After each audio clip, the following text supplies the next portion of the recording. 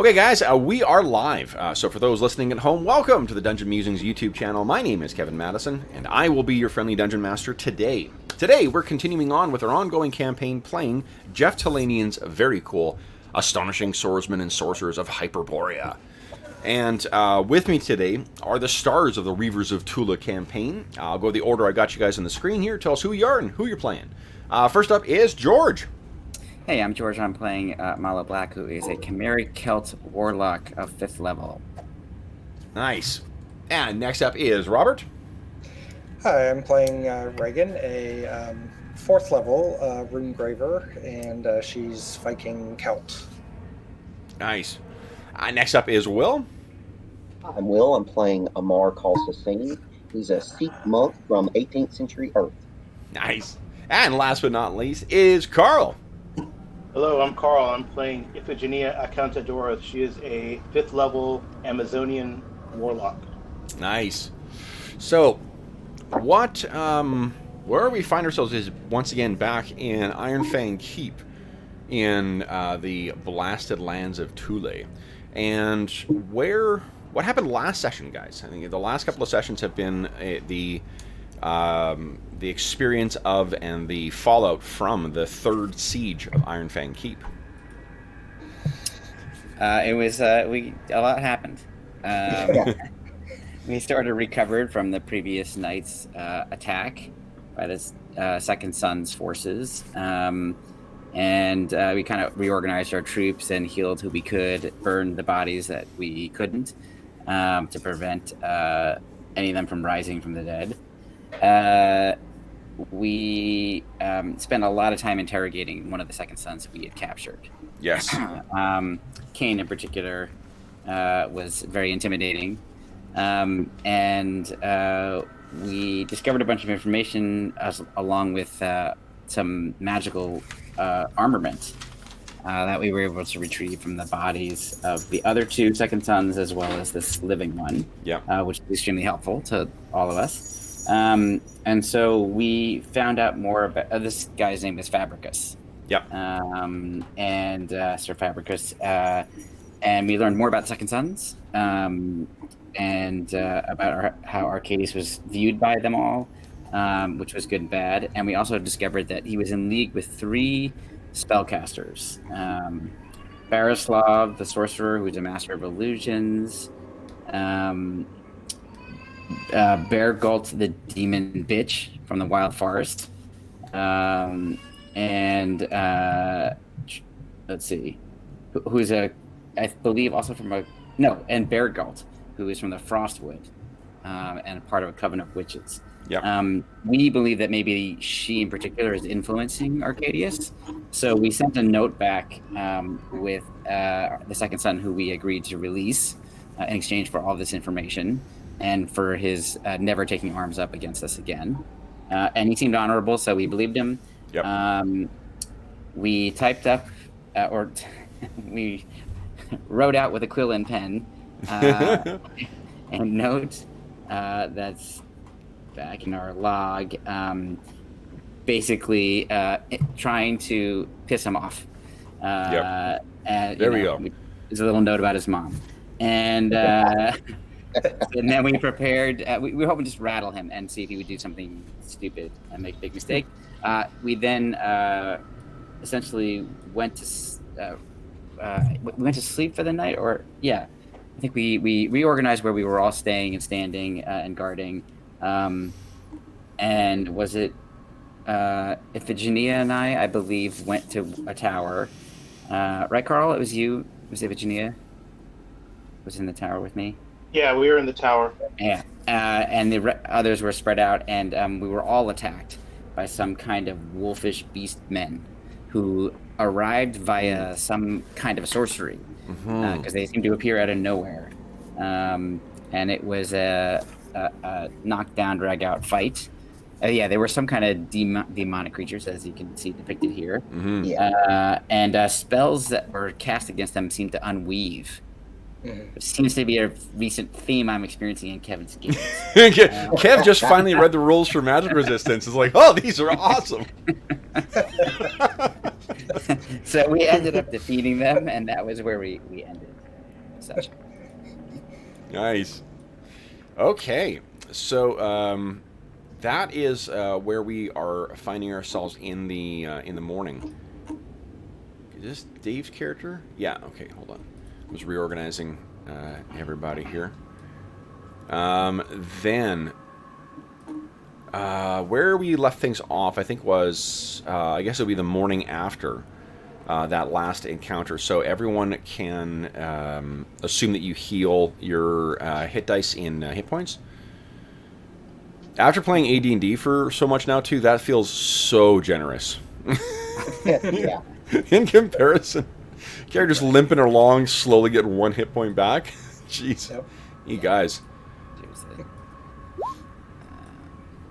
It's that Hyperborean. Well, it's not really Hyperborea though. So it's that Thulean air. Yeah, exactly. It's the bracing Thulean air. Right. It's conducive to healing.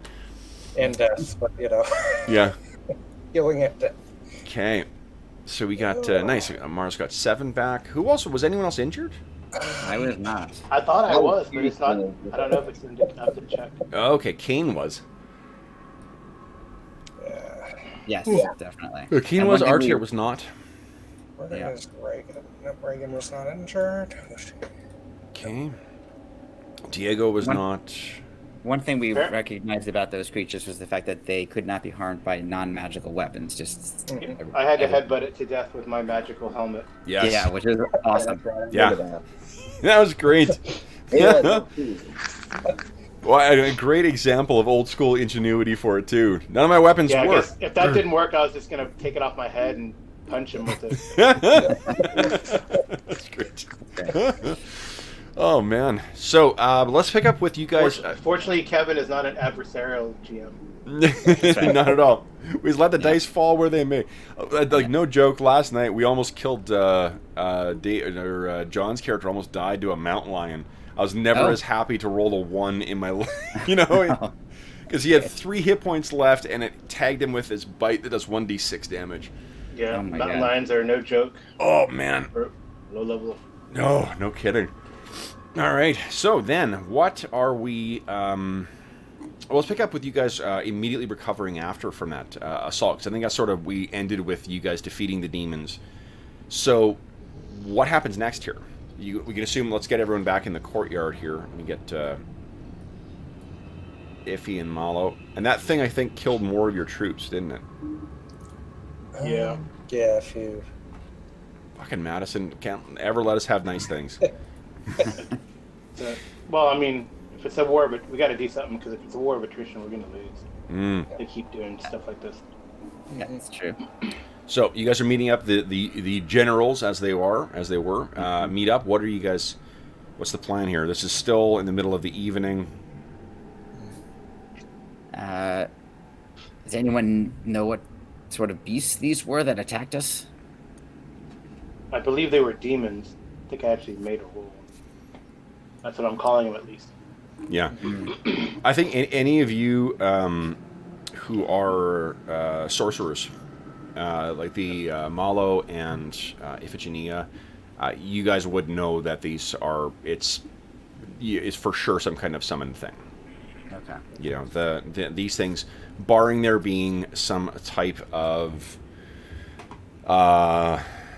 some type of demonic interest in this particular location, the organization with which these things attacked, or when you're talking to people, you realize that it's like 3 different towers these things appeared in, right, and then kind of killed their way down. Obviously, these were sent by that demon bitch Beargalt. She clearly is powerful. There were many creatures.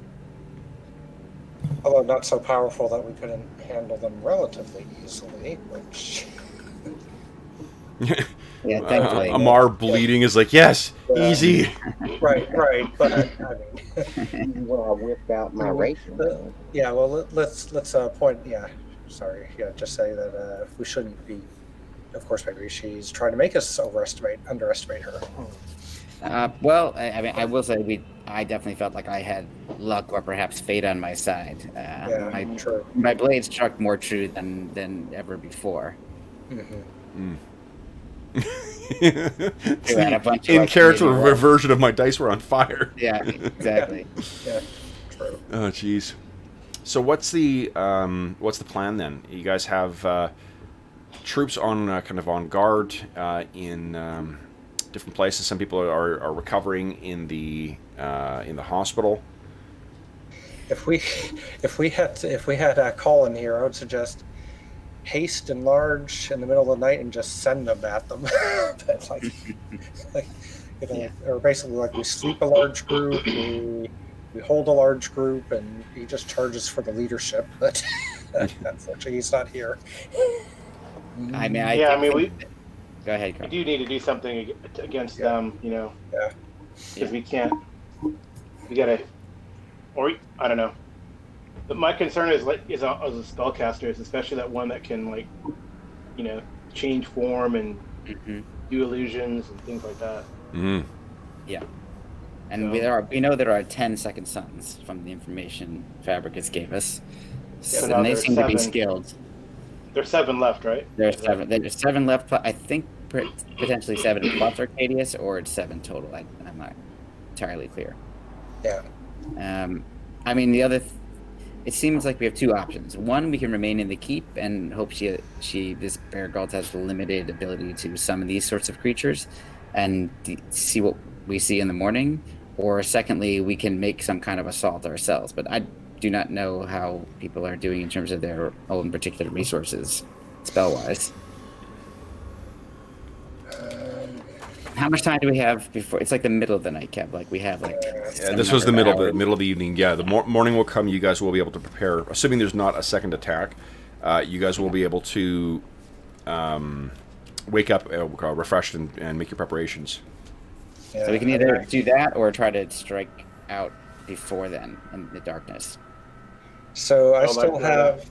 Yeah, I can't enlarge anybody, but I can hold. I can command. What else can I do? I can put some people to sleep a couple of times, and I can haste a couple of times and enfeeble people. I haven't used any spells. Yeah, I mean, I used one spell, and that's when we find out that demon fizzled. But it was like the shocking grasp. So it wasn't. It was only a first level. I'll need to get healed before we do anything. What was that? I said I'll need to get healed before we do anything. Yeah. Well, I don't think I can. Yeah, I used the ale horn already, I believe. Yeah. I can do my cellular adjustment on myself. So. Yeah. Chiropractic treatment. I love it. And it's to keep the level. So, Gonna adjust the old S1, L6, whatever. Yeah. Right. Okay. So. Well. So do you want to strike out? Do you want to try to strike out before, like right at dawn or before dawn? I mean, possibly. Here's one advantage we have is that if I haste the 5 of us or 4 of us, we can move pretty quickly. Mm-hmm. So if we had to abandon, like animate quickly. Badly, yeah, exactly. We our feet won't touch the ground. Just. So, and I can have the ability to cast that spell twice.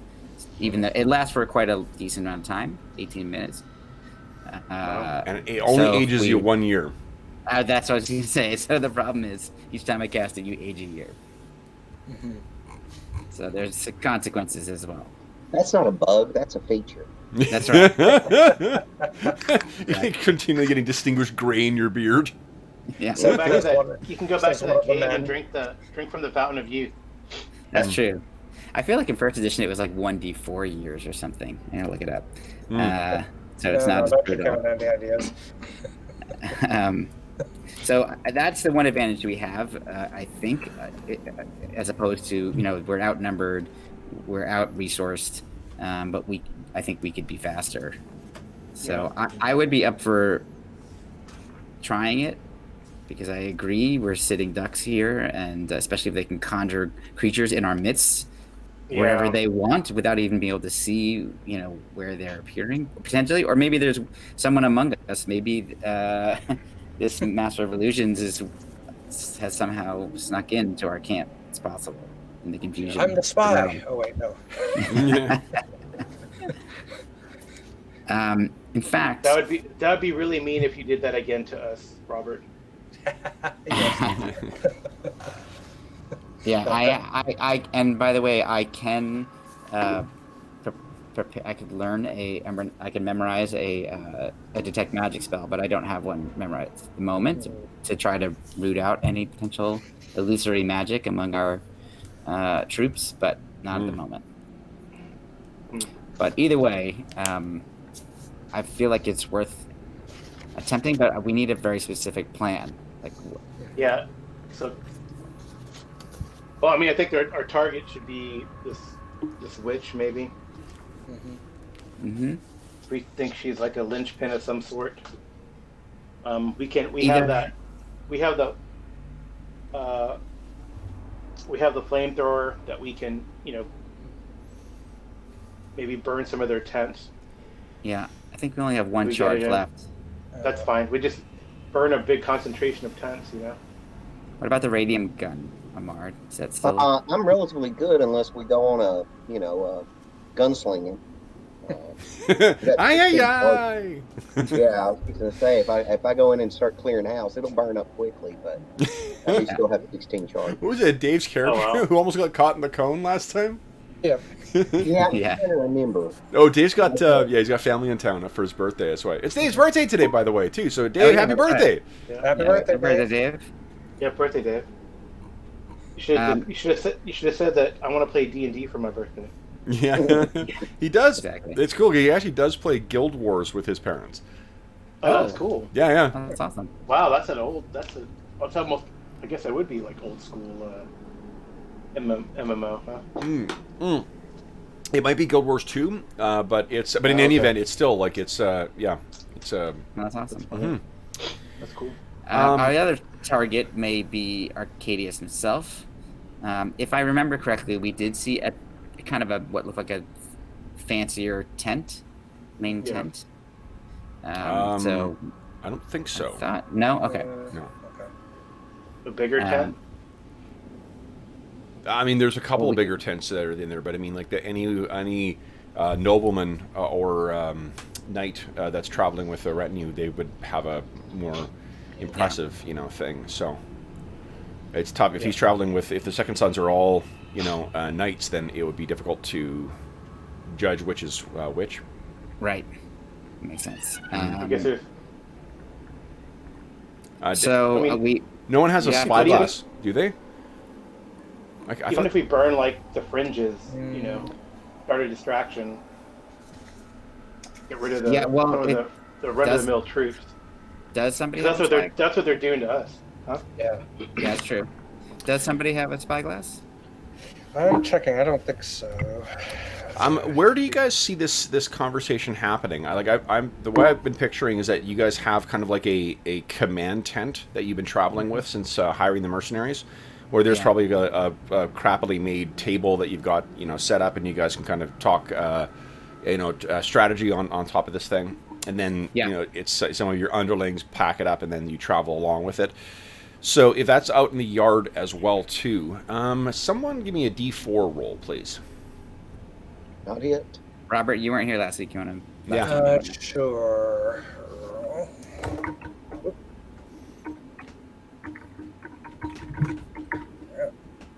Okay. So, I think it's going to be. Well, I guess not. I know it's going to be a Mar then. Yay! So where is the? What do you think is happening where Amar has a moment to himself tonight, where he has either stepped out to go to the privy, or he has stepped to check on troops or something like that, or what? Let's see. What would Amar be doing? It would most likely probably be really just kind of a little bit of meditation or something. Okay. Where do you think he would do that? Like in one of the towers, in one of the... Yeah, I'm thinking probably in one of the towers. Okay, and that's the western towers? Let's see, north, south, east, west. Yeah. Okay. I figured, yeah, as far away from the main keep just has an eerie quality to it. And Kane is still suffering from claustrophobia, too. He has not addressed that curse yet. Yeah. So that's when we eventually get to the dungeon crawl component of this campaign. I'm looking at the Underborea. It's going to be him at the mouth of the cave shouting back, "What do you see now?" Yeah, exactly. So I think, Amar, you've gone to the top of the northwestern tower. This is where, again, like some more troops were massacred. So you're, up there. You kind of take a look out at the dark, stretching, wastes. You know that the camp is on the far side of the keep. For where the Second Son's camp is, so you can't see any lights. It really is just the stars and then the Aurora Borealis, the shimmering kind of green that drifts across the sky, and it seems to slowly kind of undulate towards you as it slowly begins to manifest. Mayhaps a sign of your god, Malo. But yeah, that's right. You are sitting there when you hear kind of a...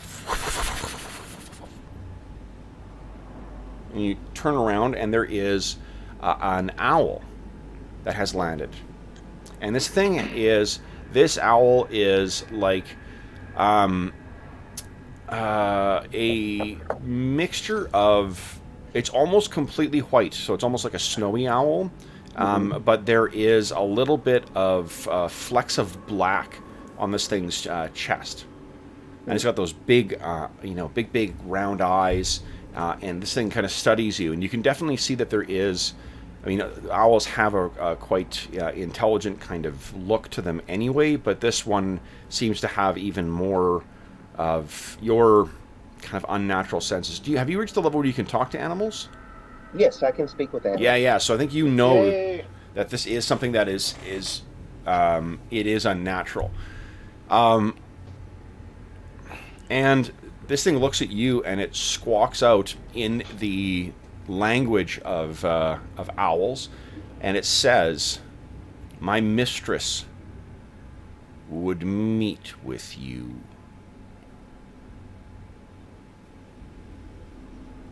Punch it. Oh, so what was that, Will? Who would that be? My mistress, the Witch of the Woods. Oh boy. Beargild. Oh. And his head kind of cocks to the side. Where would the meeting take place? To the west. Now, isn't there army to the east? There, the soldiers are to the east. Okay. To the west, there is a lone pine. Beneath the eaves of the pine, the Witch of the Woods awaits. And his big wings kind of spread and disappears off into the night. Well, that was interesting.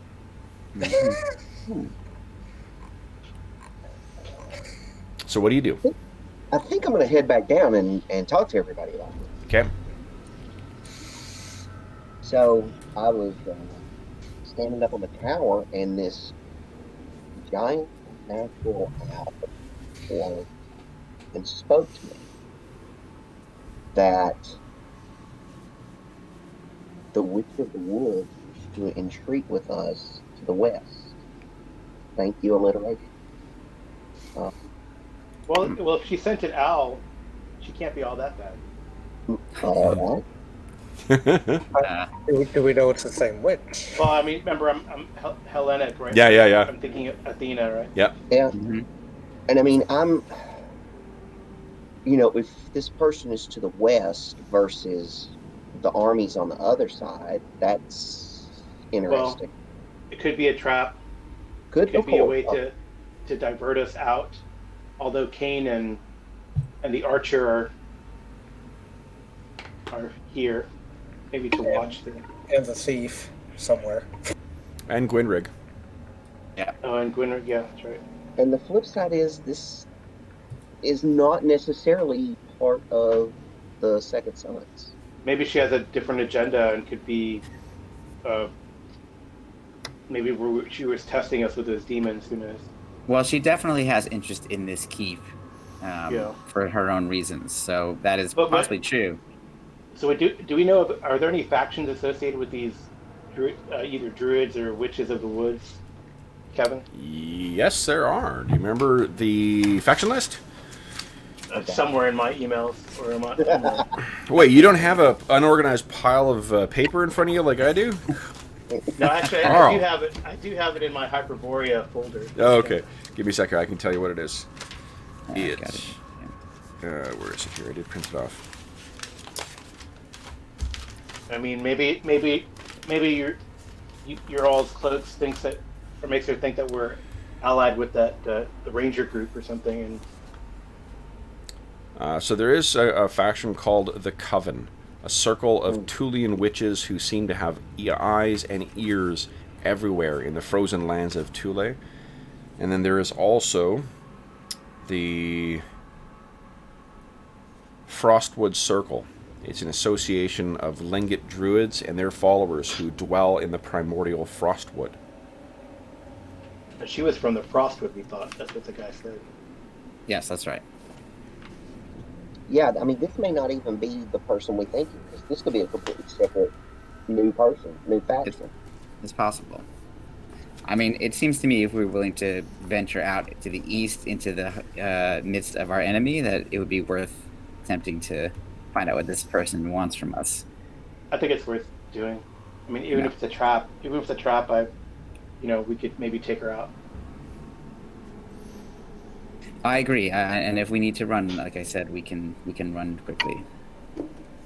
Yes. You also have... Or we could haste her and hope she's old enough to die. Right. I guess we don't need to lug that flamethrower around. So whatever player character is in charge of watching that big hole, I know he put some, sticks around it to make it harder to get up. in charge of... Sorry, you mean the breach in the wall? Yeah. Oh yeah, no, you guys did a really good job of securing that. I mean, apart from teleporting demons, it's going to do its job. You definitely you spent your resources to secure that. It's not as secure as the actual wall would be, but I mean, right. Yeah. And again, I keep my favorite reference. It goes to 13th Warrior way more often than it should. But that was a surprisingly good movie. I liked it too. It's one of my favorites. I watched it with my son. Yeah. What are you gonna say, Carl? No, the guy who played Beowulf I like that guy. Yeah. It's shit. Because he was in the first couple episodes of Vikings as well, and he plays he plays a big demon in Angel. Yeah, in the Angel TV series, this big black demon thing. I can't remember his name, but do you remember the guy who plays the ranger in it? The guy who's like the scout and whatever with the mullet. Yeah. So he did that film, and then he became a doctor. Oh. Yeah, he went and got a medical degree. In Arlen's Dragon Heresy, I played like an archer styled after Rethel. So. Oh, wicked! Yeah. No, I love that film, and my son enjoyed it. It held up well. It was really cool. So I don't know if you had a chance to play in Arlen's, if he's done Landed Giants for you guys. Very cool. Right. It was. Oh yeah, you did play, didn't you? Yeah, I haven't played it yet. I got a copy though. I got a copy of Dragon Heresy in. Oh no! I mean, Landed Giants, when he ran Landed Giants. Oh, yes, that was amazing. 13th Warrior. Yeah, totally 13th Warrior. Totally. Yeah, that was really good. That's actually what sold me on getting the Great Pendragon campaign finally, because I was like, this was the game is solid enough that I can get over my fucking issues with Arthurian myths.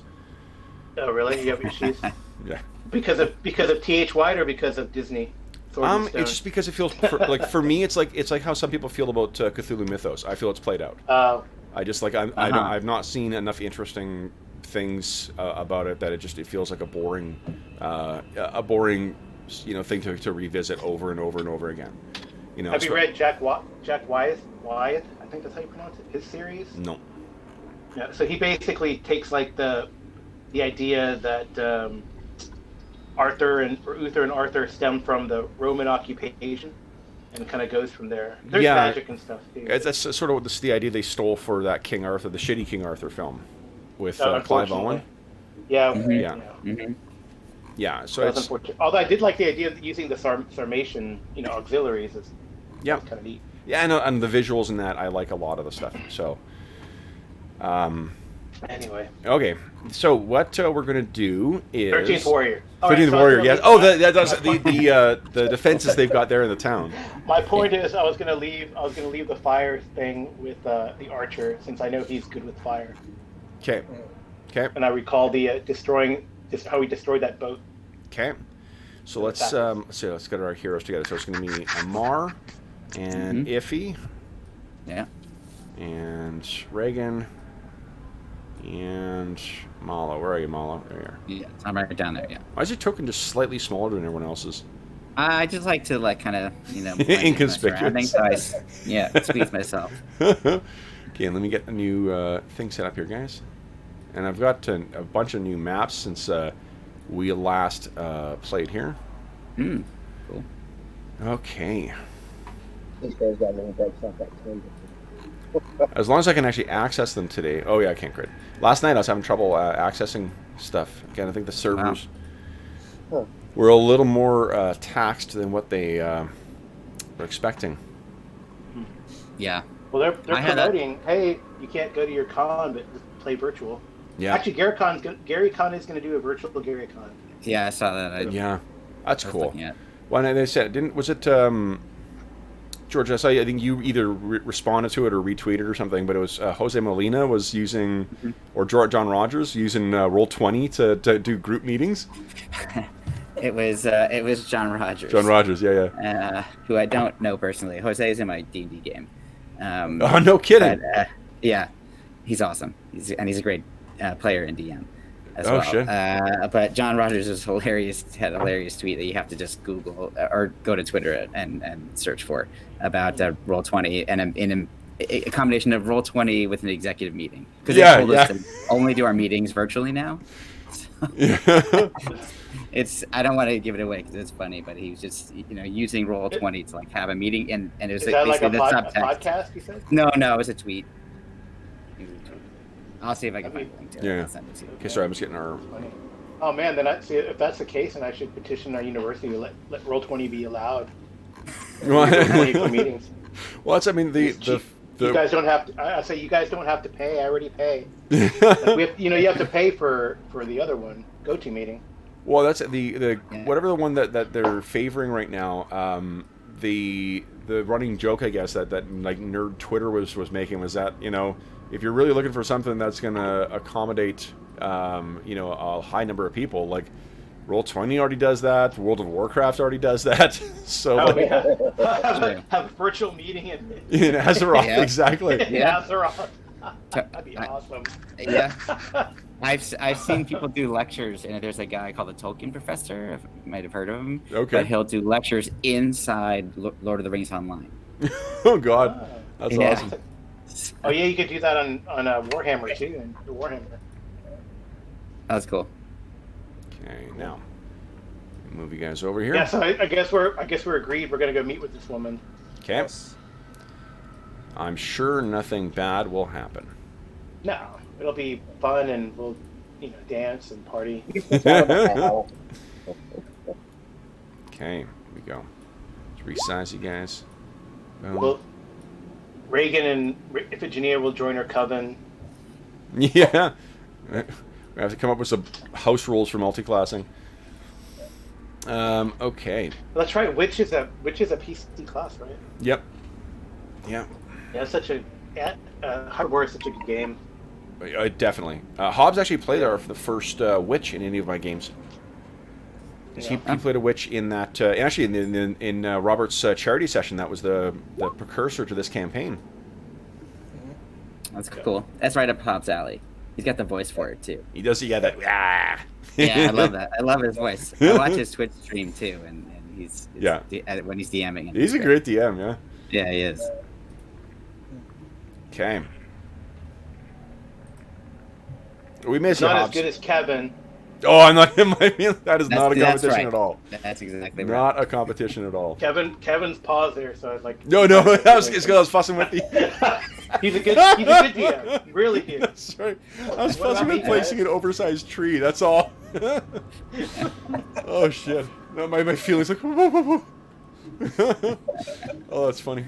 Okay, let me move you guys over to this now. One thing that you guys do have access to before we got distracted by, and by we I mean me, distracted by 13th Warrior, is you guys have access to horses as well too. So if you wanted us to make this a faster ride out there, you could take horses because you certainly have ample amounts of those. Oh, and before you respond, And I want to give one more big fucking thanks to Jeff Talanian for sending along this fucking thing. Look at, I got my new flask.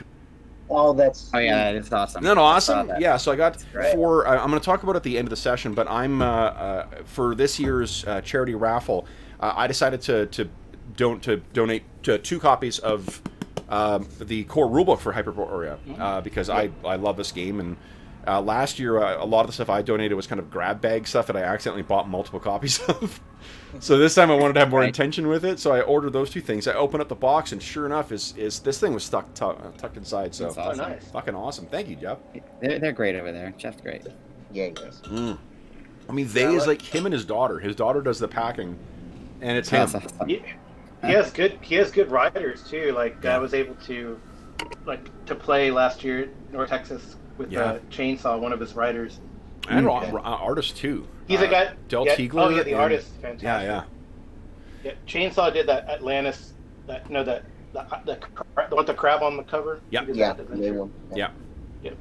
Awesome. Yeah, Chainsaw's And good. Yeah. Okay, so here we go, guys. Let me move you over here. Now, so did you take horses or not? Yes, I can take Okay. like Bellerophon. And then George, when I was Can I talking take? about, I think Can you I were- have the crag cat come too? Yes, yeah, absolutely. Pray to, we'll have pray to the Yeah. cat. Yeah, absolutely. Let me get. Tundra Tiger. Sorry, crag cat is Song of Ice and Fire. Okay. Where is it? Oh, that's Thulean Tales, Reavers. Where's your cat? Where is your cat? There's no picture for it, but there's like a. I thought there's a token for it, isn't Character there? sheet. Yeah. I'm trying to. There's a character Oh, sheet. Prey to the Tundra Tiger. Here we go. Prey to the Tundra Tiger sounds like we've got. It's like a brand mascot for, like cold weather. What do you call it? Ice or windshield washer fluid. Prey to the Tundra Tiger says. Okay. Oh yeah, I guess they did suspend. We have season tickets to our USL team here in town. They suspended that as well. That league. Oh, wow. Yeah, I heard about soccer, probably. Yeah. So soccer they did. Did you see the joke about The basketball thing's crazy. I mean that. yeah, and NCAA? Like, Yeah, that's all these. Yeah, the NCAA, it's. Yeah. Like Utah's like, oh, we're never going to get coronavirus here. Damn it! All those players. Yeah. Well, the what do you call it? Well, maybe it was important because now the U.S. is taking it seriously. Yeah. Because I think before they're kind of like, oh, we're good, everything's fine here, we're all fine here. Honestly, it was Tom Hanks. Like after our. Tom Hanks. Yeah. But he's in Australia. Yeah. But that's because it was funny because when we had our not funny, but like we had our session on Wednesday, and then like between the time that the session started and the time the session ended, you guys had shut down flights from Europe, and Tom Hanks got coronavirus. I'm like, how the fuck long were we playing? Jeez. Right. Yeah. How long is this game? Yeah. Good lord. Okay, so I think so. I'm setting up a token for Prey to the Tundra Tiger. Cool. Just use a picture of Hobbs with stripes. Oh gosh. Okay. Oh yeah, it'd be like Calvin and Hobbes. Perfect. Yeah. That's good. Okay, so here we go, guys. This is you traveling through the small copse, and what you can see, that big tree right ahead of you, that is the pine. This one here. Yeah, it towers way above the rest of the trees. Describe for me how you guys are choosing to approach this as well. Does anybody want to scout ahead of the We don't have. party, or? I can, Yeah. because I'm not even on a horse. I'm on foot. What? Are you still injured, Amar? I mean, I'm a little hurt, you know. You know, I think maybe. I mean, she's gonna be prepared that we would come. She didn't. The owl did not specify to come alone, correct? Didn't sound like No. No, There was, say- it said to parlay with you and never specified singular or plural. Yeah. So I say we just walk up. I'm kind of more of that opinion. I have the too. tiger. I have the tundra tiger kind of lay in the bushes as well, though. Yeah. As a reserve, maybe. Mhm. Okay. So keep the Tundra Tiger in reserve. Let me move it back a bit then. Well, you good. Oh, hold on. Do you have control over that token? Yeah, I do. Like, Of is this Preda? where we're meeting? So then I could. Yeah, I do. Yeah. So go ahead. Place wherever you want Preda to be hidden. I mean, I guess I can hear. Probably stop here. Is that okay? Or is that too close, Sure. you think? I mean, up to you guys. Because Each square is 5 feet. Yeah. So push comes to shove, Amar can talk to Rita, the tiger. It's true. What do you think, guys? I mean, I have a good feeling about this meeting, given the symbols in the sky when the owl appeared. When you're riding out, the whole sky is full of green shimmering. I believe that my goddess shines upon our meeting this switch, so I am not afraid. I am cautious, but I will approach with you. It'd be great to run a campaign with, a bunch of fictional deities and stuff like that, but it's run with an aggressively atheistic perspective, where it's like, no, it's all bullshit. Yeah, no. Everything you worship is a sham. Yeah. But isn't that the whole premise of American gods? Yeah, basically. Kind of is. They worship us, but it's all bullshit. Yeah. That's true. Oh, jeez. So what? So what? Tell me how you guys are approaching. Are you just riding up carefully? Are you dismounting? Yeah, I feel like we should dismount. Yeah. You know, like around here, lead our horses, or hobble them. Out of this area and walk forward. Totally agree. I agree. Do we want to have any specific formation, or do we want to just approach as a unit, side by side? I felt like side by side is. Because I don't feel know like if we're all Amar equal. was approached specifically. There was a reason why the owl came to Amar. It could have been random happenstance, but Well, I mean, Amar, you can talk first, but we'll see how this goes. because the owl or the witch, I think, will recognize you for sure. So, just in case. Yes. All right, that sounds good. Okay. Do we? I want to just listen for a moment, just to see if we hear anything out of the ordinary. Sure. So you stop, and there's a sound of the trees themselves kind of swaying ever so gently in the wind.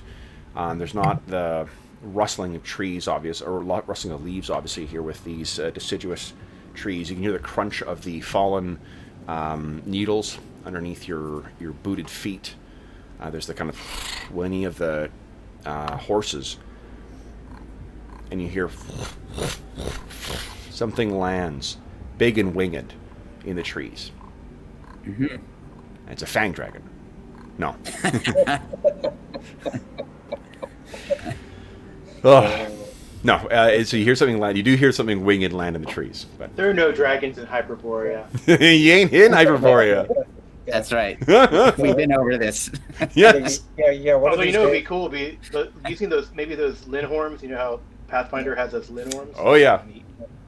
One of these days, and Kev's going to do that, and we're all going to laugh. And it's like, no, seriously, dragon. Like, oh, shit. yeah, I didn't realize that like I dropped out of AD&D by the time like the late life cycle was on. I was well into my like White Wolf, emo douchebag phase. But so many of the monsters that I like are like signature 3rd edition monsters and whatnot. It's all in those those annuals that came. Like Linorms were introduced in with those things like what were they called? Those not the Driders, but there's another spider creature that was pretty big in 3rd edition. I can't remember what they're called.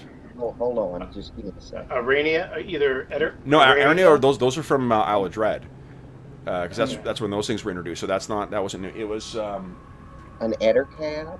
Ettercaps. no, Ettercaps were around for a while too. Those were Fiend Folio. I can tell you. Folio. I got. It was.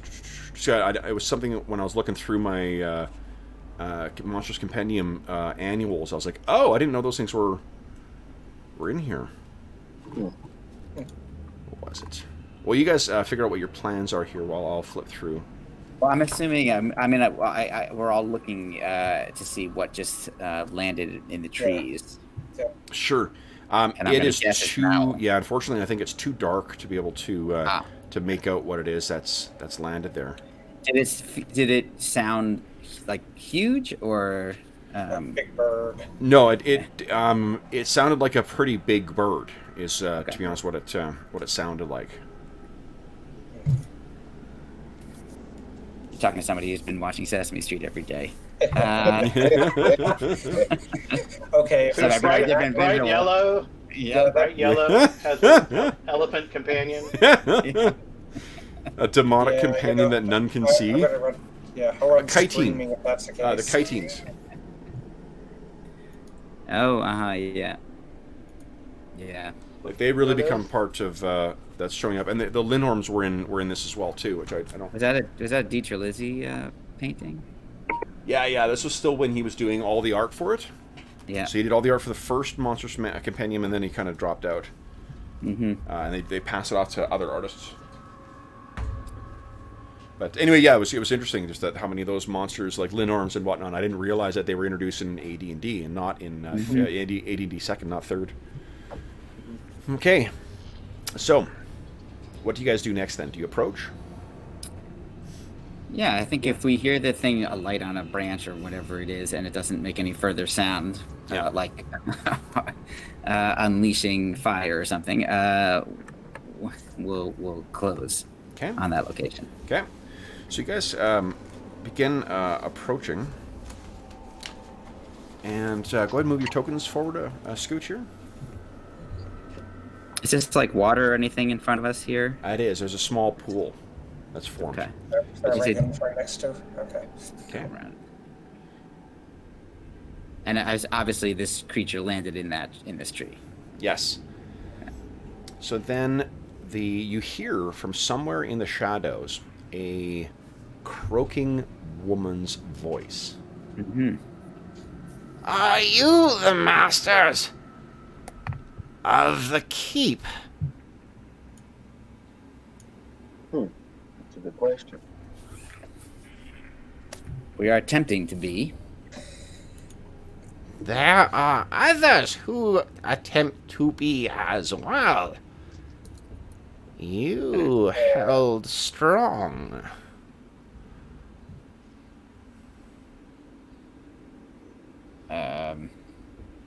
Are you the one who is called Bergalt?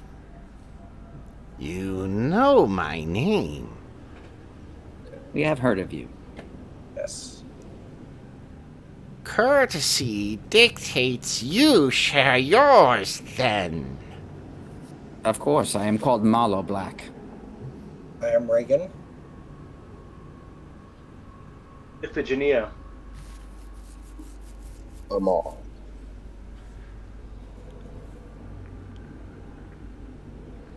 Why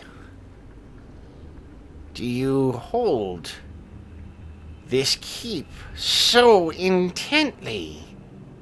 What is it to you but stone and trouble? For us, it means several things. One, it was a bastion of creatures who were terrorizing the wilderness around the keep, who we defeated. No do not men wish to see. harmed. No men were harmed. What No men care were you harmed. what befalls those creatures of the tundra wastes? I'm looking over at Iphigenia. We are friendly with what you call creatures, the Wemmicks. Are you enemies of them? You would truck with beasts. They are people. They speak, they are civilized. I know you do not believe so. Well, you talk to owls. You talk to beasts as well. So What she said. You hear the flapping of wings somewhere up in the tree. Something passes overhead. Drops a bomb on us. Yeah. Actually, an actual bomb would not be out of place in this setting. That's right. They treated us bomb. kindly in our time of need, Yeah. so we are allied with them. As you are allied with, it seems, other creatures of the forest, as Iphigenia pointed out. Aye, forests. Why come back to the keep then? Why fight those who would call it a home of their own? Who would that be? We Hap- thought it was abandoned. Those who attack, those who you keep from the walls of Iron Fang. We paid for this keep in blood and sweat and tears. And they have just come to usurp our ownership of said keep. So they are the pretenders. We are the ones who actually conquered it. You claim to protect friends now? You claim their land as your own? Strange friends your We Wemmicks have made. We have made an allegiance with the Wemmicks. They are, I think, I would say, happy with our decision to clear out this keep and help keep them protected. They have no interest in the keep itself. No, the keep is haunted. That- No. Cursed. Why wish you a home filled with ghosts and unquiet dead? You are right. That is, we have encountered, as Reagan said, these ghosts of the past, but we are here to free them from their entrapment on this plane. But we cannot do that until we have gotten rid of these attackers. You seem to know much about this keep. Does this have something to do with your past? I know much of the keep because I know much.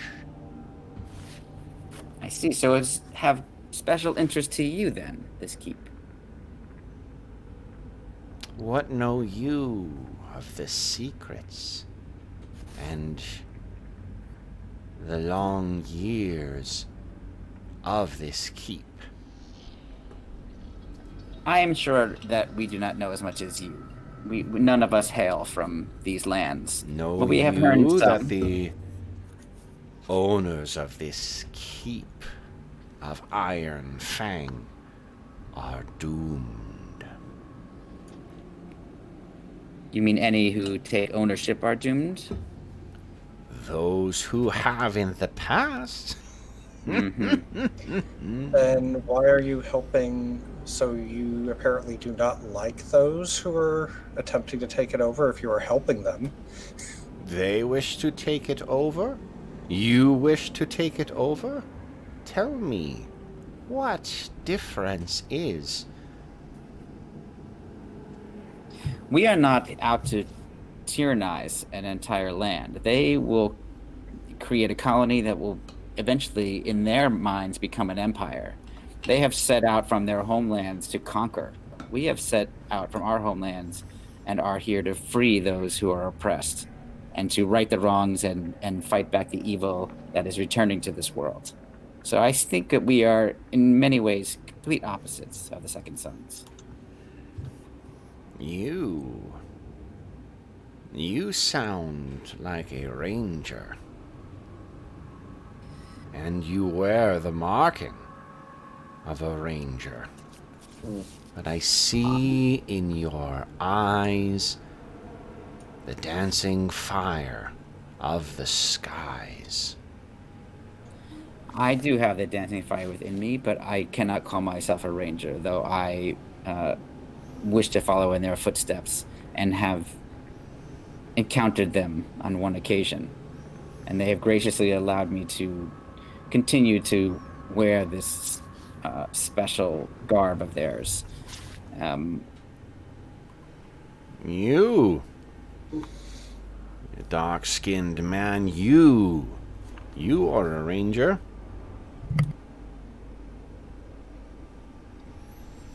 I am an ally of the Red, but I am not formally theirs. So you would come and take Iron Fang as allies of the Rangers. That is our intention. This is something that you object to. We would be happy to create an allegiance with you if you...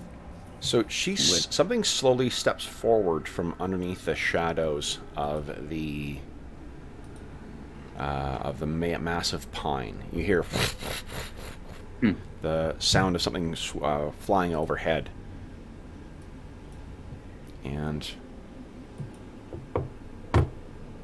this is what steps out. Mm-hmm. Oh, I had her name spelled in the most opposite way. It's a D&D name, so no worries. So she steps out, and you see this big white owl flies behind her, and she walks out, and her voice completely transforms. Mm-hmm. And she says, "Then you would seek to be stewards of this keep, stewards of Iron Fang, and not owners."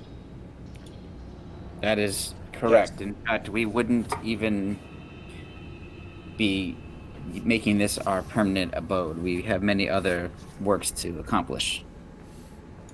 If you seek to claim Iron Fang as your own, there are many works that need to be done at first. If you wish to truly become stewards, you must lay to rest those who had stewardship before. Mm-hmm. The unquiet spirits must be silenced. Seems. Do you Go ahead. George, sorry, go ahead, Robert. Do you know any information about how to do that? We have been searching for such information. I was can gonna- lay them. I can prevent them from returning, but their spirits are twisted with madness and rage and entwined in their furious history. If George, those did you? spirits may be dispelled, I can prevent their return. If you are successful in that, you will have proven beyond any doubt to be worthy of stewardship of Iron Fang, and I will help you. There are more secrets in Iron Fang than you know. but secrets that only the stewards of Iron Fang can be trusted, or with which they can be trusted. Sorry, Carl, go ahead. What were you asking? I was going to ask, George, did you tell us about your vision and Yeah, I did. I don't remember if you did. Okay. I did, yeah. About the stranger. Yeah, the strange, and he said something about being below He or was something. trapped in a cage of stone below, and I Okay. promised Maybe we could to find and free him. All right. Also, Iphigenia says we've been given some hints. Malo has been blessed with visions. Maybe he can share, and you can give us some insight. Visions? What visions?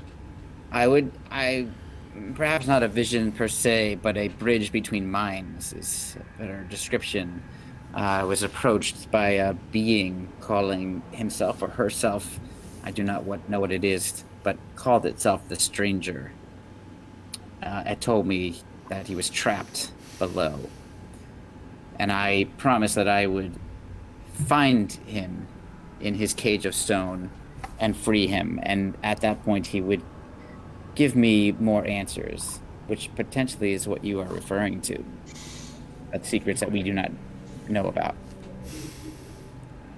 The Vormis, the Beastmen, who held this keep, who you drove from its walls,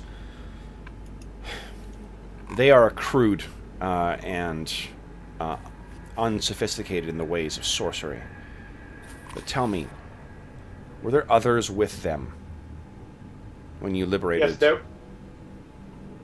Yes, there was a mad flutist, and we destroyed or banished him. Yes. A traveler from Leng. Yes.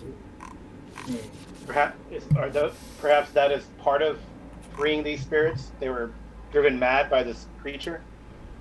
No, the spirits predate this. There is a tragic and bloodied history that lies or casts a pall on Iron Fang Keep. The travelers from Leng seek to put the secrets of Iron Fang to their own uses. The stranger, as you say, he or that thing, did you sense it was no man, no spirit? I do not know if it took a form that was non-threatening to me, or if this is what he or she truly looked like. But it would not give me its true name, only referred to itself as the Stranger. So it obviously had secrets it wished to keep from me until perhaps we proved ourselves to it by freeing him. The travelers of Leng have long mastered the blasphemous rites to walk between worlds. Mm-hmm. If they were in Iron Fang, I wonder what may have come walking with them. This stranger seemed not hostile. No, he's. I would say he seemed neutral. He was not hostile, nor was he an immediate ally. That does not. As stewards, you would be well cautioned to question why this stranger finds itself in a prison of stone. That is something we do not know the answer to. Do you have any insight as to... We have glimpses of and snippets of information about things that took place in this keep long, long ago, but we do not know if they're accurate, and we know that we do not have anywhere near the full truth. Do you have more insight? The secrets of Iron Fang, such as I have them, are for the stewards of Iron Fang. There will be no attack tomorrow. See to the spirits. Prove yourselves worthy stewards. And we will see what comes. Is there a way for us to contact you, or will you be aware once we have... The corner of her mouth kind of cocks up a little bit, and her eyebrow arcs just a touch. And she says, I will know. And I just say, fair enough. Then,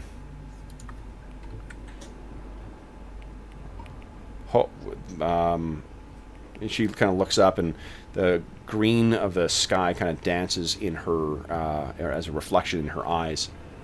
And she says, your God. I wonder if this is a boon, or if this portends her claiming you for her own. I would say that it is both, for I am committed to her and carrying out a specific objective of establishing a new order here in Thule to follow in the footsteps of the Rangers. So it is perhaps both. We shall see. We will see.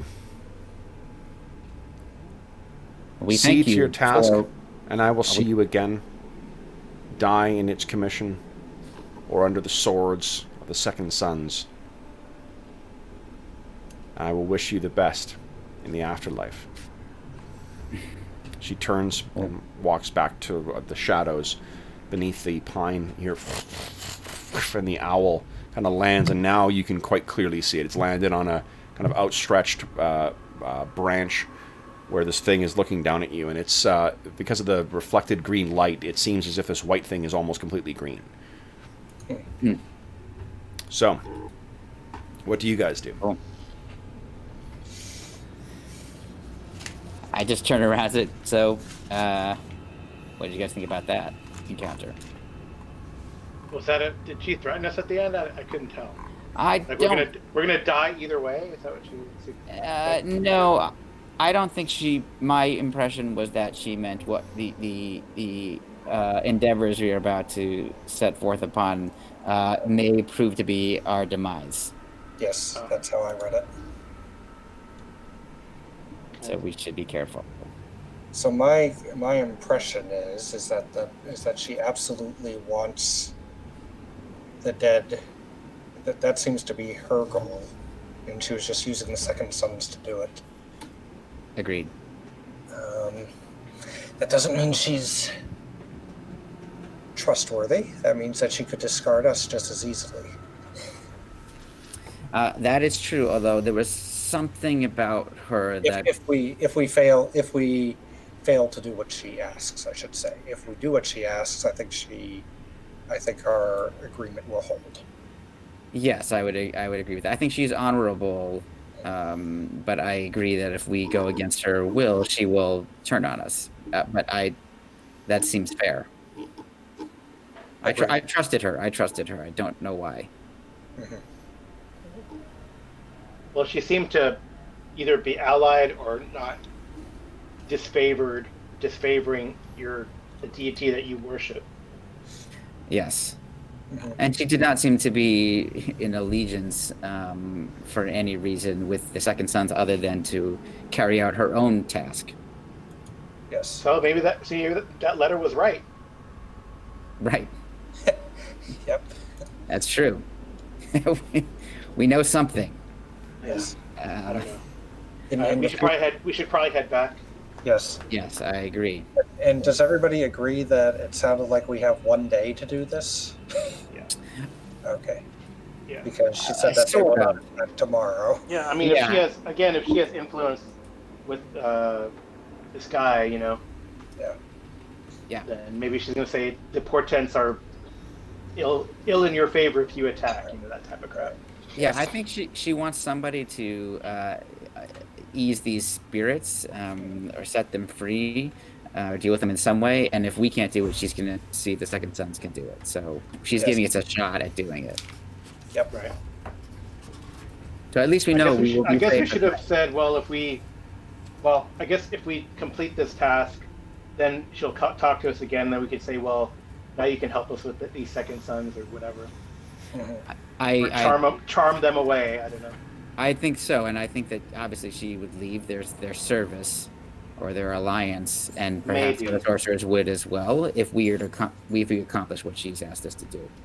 Or make them our thralls. No, I'm just kidding. Not- Sorry, that's my Ixian training. I was just gonna say. We do seem to be.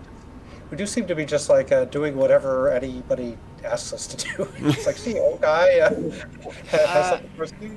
No. I mean, I no, mean- you're not. Truth be told, Reagan, this is a chance for us because Yes. we would lose a war of attrition. Oh, I It agree. just, I agree. And there are too many of them, not enough of us, and they can just send assassins like they have in the last 2 minutes. yes. I agree with both of you. We do tend to give people the benefit of the doubt, but I think that is because of who we are. And in this case, I also had an additional feeling that this was blessed by my goddess, whether that is just my own belief or not. Because of the lights in the sky. Right. So I Well, believe she did have an owl. since she had an owl. Yes. Yeah. That's a good thing for me. Yep. Yes. Yes. So I think owls are good. we are not making a foolhardy decision in this moment. No. But you are not wrong, Reagan. All right, so we will head back to the keep. Okay. So, you guys arrive back in the keep probably close to... it's probably dawn at this point, so you may want to grab an hour or so of sleep just to be able to get the healing that we already gave you from last time. Your abilities will refresh as well too. What is the plan here, guys? We've got to tackle those ghosts, right? Yep. Is there another place in the keep that maybe leads further down that we have not explored? You said the cave, or you think it's beyond those ghosts? I think there's possibly both. I think there is an area of the keep we haven't explored. Have you guys found a basement or cellar? We have, I don't recall that. I don't. So, Although. Nope. Yeah. but I did. There was that room that I entered where I encountered the spirits, and I didn't go any further. I backed out as quickly as I could. So it's potentially, you went in, and then you someone agitated them, and then you guys got out. That's I think more. we went in through here. Yeah.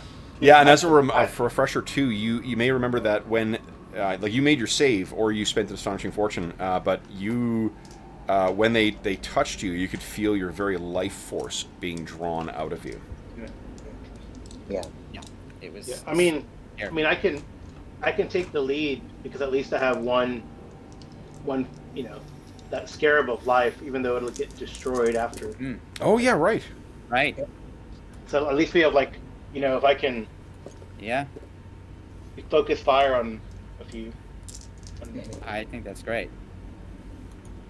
Yeah. Okay. I'm looking for my notes.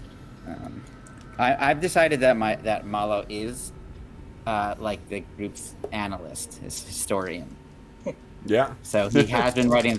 If you read Black Company, and he is writing this all down because I have parchment, and I have quill. This is secretly all told from an old man to a young kid. Yeah, Yeah. exactly. That's our So framing this device for this tale- whole campaign. Yeah.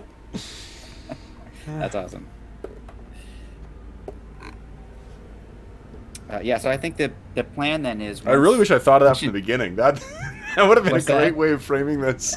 Is just establishing it like it's some unknown, old man telling about this, Yeah. and we don't say who it is. Yep. So we Yeah. don't know who survived. And then, then we could do lots of foreshadowing. But that was before the fate, the doom befell so and so. What? What do you mean? That, that's actually really cool. Yeah, I wish I thought of it before. Like if you started every session with like a couple minute opening of like the tale being told, Yeah. and there's some hint as to what might happen, and then we have to figure out how to incorporate that into the session. Yeah. That'd be cool. Yeah. Or something like what, that. Buziak's run on Conan did something similar with that, where it was it was told by an old man, and I think that I won't spoil the framing device because there's a neat twist into who the old man was in it, but the Buziak and Kerry Nord issues from the like mid 2000s, the Dark Horse ones, they were pretty fucking good. Oh, that's awesome. And it was that same fun structure to it. That's cool. Okay, so let's say, guys, we're a little past our midway point. Why don't we take our midpoint break right now, and then we'll come back and figure out what you're going to do with your ghost busting activities. Okay? All right, so those listening at home, we'll be back momentarily. Okay, cool.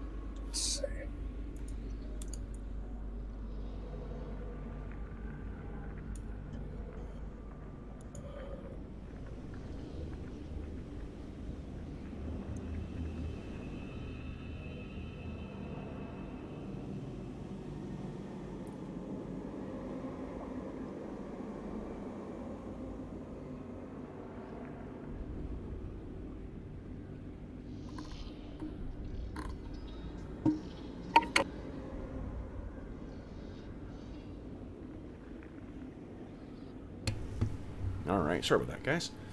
Man, we got a crazy cold snap and a shit ton of snow in the last little while. Oh. How much snow?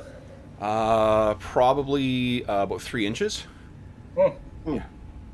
That's more than we've gotten all year, I think, out where we are.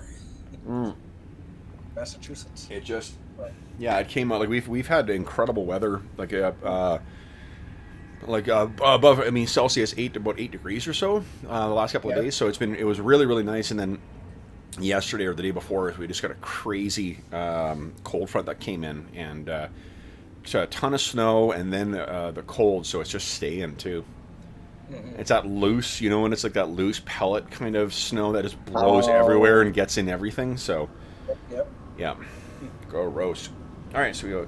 Hey, Dave's in. Dave's in chat, or was before. Fang Dragon, run! Careful, Kev likes wyverns. Hey, Tony. Hey, it's a perfect time to log on if you have time, right? 1 hour, kill some undead. Static, howdy. Brian, morning. And so we got here. So Static Display says the secrets of Iron Fang seem to have driven the previous stewards mad beyond death. Perhaps this isn't the best idea. Oh man, bad ideas is the foundation of every great adventure.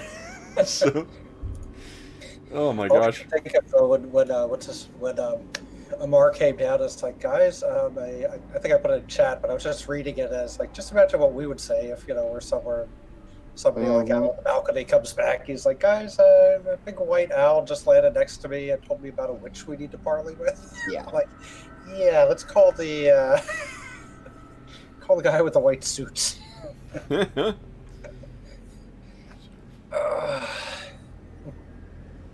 Oh man. See, Doug Cole has posted a cover from his newest Dungeon Fantasy adventure in the Discord channel. Look at that.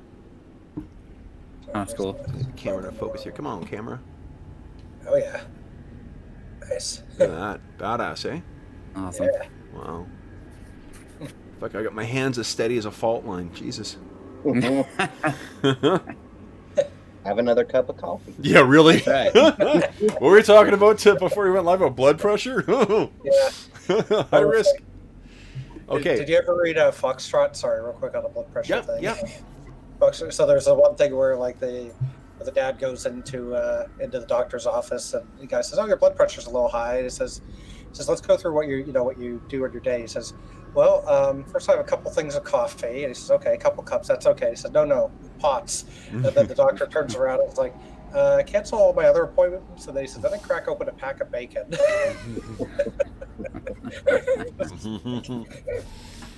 Anyway, sorry. It's Bill Amend is the cartoonist, I think, behind that, right? Yes, yeah. Yeah. And he's still. I think he's doing every 2 weeks now, or every week. He's doing Sunday. Well, I think he's actually I'm not sure if he's still in syndication. I can't remember. There was a whole thing where he and Scott Kurtz were friends. The guy who does PvP online, and he because Kurtz has been he's been an online cartoonist for a long time, and he never was in syndication. And his big hubbub for quite a while there was like, you don't need to be in syndication in order to be a successful cartoonist. And Amend, I think, was one of the first ones who decided to step away from that. Yeah. Jim, it doesn't look like it. It looks like it's just on his website. Yeah, maybe. Hey, they just have one called Witchering. Okay, so what is... Oh, Carl, are you back too, bud? I take it. That's a no. Oh, he's muted. He is muted, but he may not be back. He may not His be camera was... I could see him in Hangout. I couldn't see him in Roll20, but I could see him in Hangout. Okay, yeah, I can't see him in Hangouts either. Yeah. I mean, I can see his super cool picture of him in shades, but I cannot see him otherwise. So what are you guys thinking here? What is the plan? I mean, it seems like we need to give orders to our troops, and obviously, Kane and Arter will remain behind as well to oversee things. And we've got Esteban and Diego as well to kind of watch the troops while we kind of venture into the keep to start to figure out what we need to do. So I did go back through my my parchments here. Yep. And here's what I recall about Iron Keep. Obviously, we know it was cursed, that dates from before the fall of the Old Ones. Let's see. When has the old ones ever been a good thing? No, exactly. You know?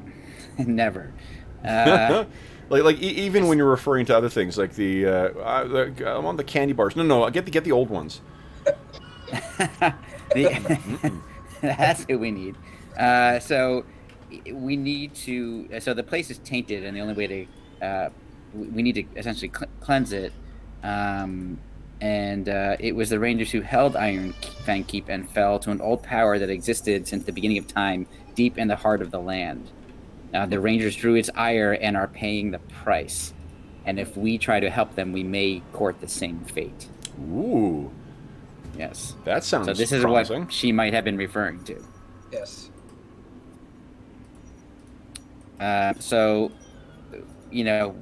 There was essentially as a reminder of what I told you the last time I entered that chamber. It seemed like a battle was in the midst of a battle, and I heard the sounds. And so I do not know exactly what took place, which is perhaps what we need to discover. I do not know if we can parlay with these ghosts or not. They are obviously dangerous. Yes. I do not know if they will speak to us or tell us anything. Because but they were like dangerous. Hyperborean. They're like Hyperborean ghosts and Ranger ghosts, right? That's my recollection. And one of the Hyperborean ghosts attacked you, or saw you and attacked you. Yes. Yeah. So do we need magic weapons against ghosts, sorcerer? I don't know. I think it wouldn't hurt. What happened? What happened? Where's the harm? What happened? Kane threw his hammer in a pile, right, somewhere. So he's got two hammers now, right? That's right. Oh yeah, that's right. The one that can destroy buildings he never really used. We never used for that purpose, but then he's also for that purpose. I mean, sorry. Yeah. And there was the hammer he got from the big guy, Reinhardt. Mall, yeah. Yeah. I wonder if I could borrow that hammer. The one that he isn't using? Yeah, that he discarded, just in case. Yeah. The spider cave one. Is it a two-hander? It's a two-handed weapon, though, right? I think so. Let's take a look here. That sounds right. I'm looking. I have notes from all different times that we got information. So one other thing is the Borean Rangers held the Iron Fang Keep, but with the coming of the Warlock King, they were destroyed, and a fell curse took root in the keep. Magics of the Warlock King not to be trifled with. I think the one other thing. This makes me so pleased to have run the sandbox campaign the way we did. This is so great. Yeah. Sorry, Will, what were you saying? It's kind of neat how it works out, right? Oh, I love it. Yeah, love it. What were you saying, Will? Oh, I was just saying, we could use a cleric. We could use somebody who can actually turn undead.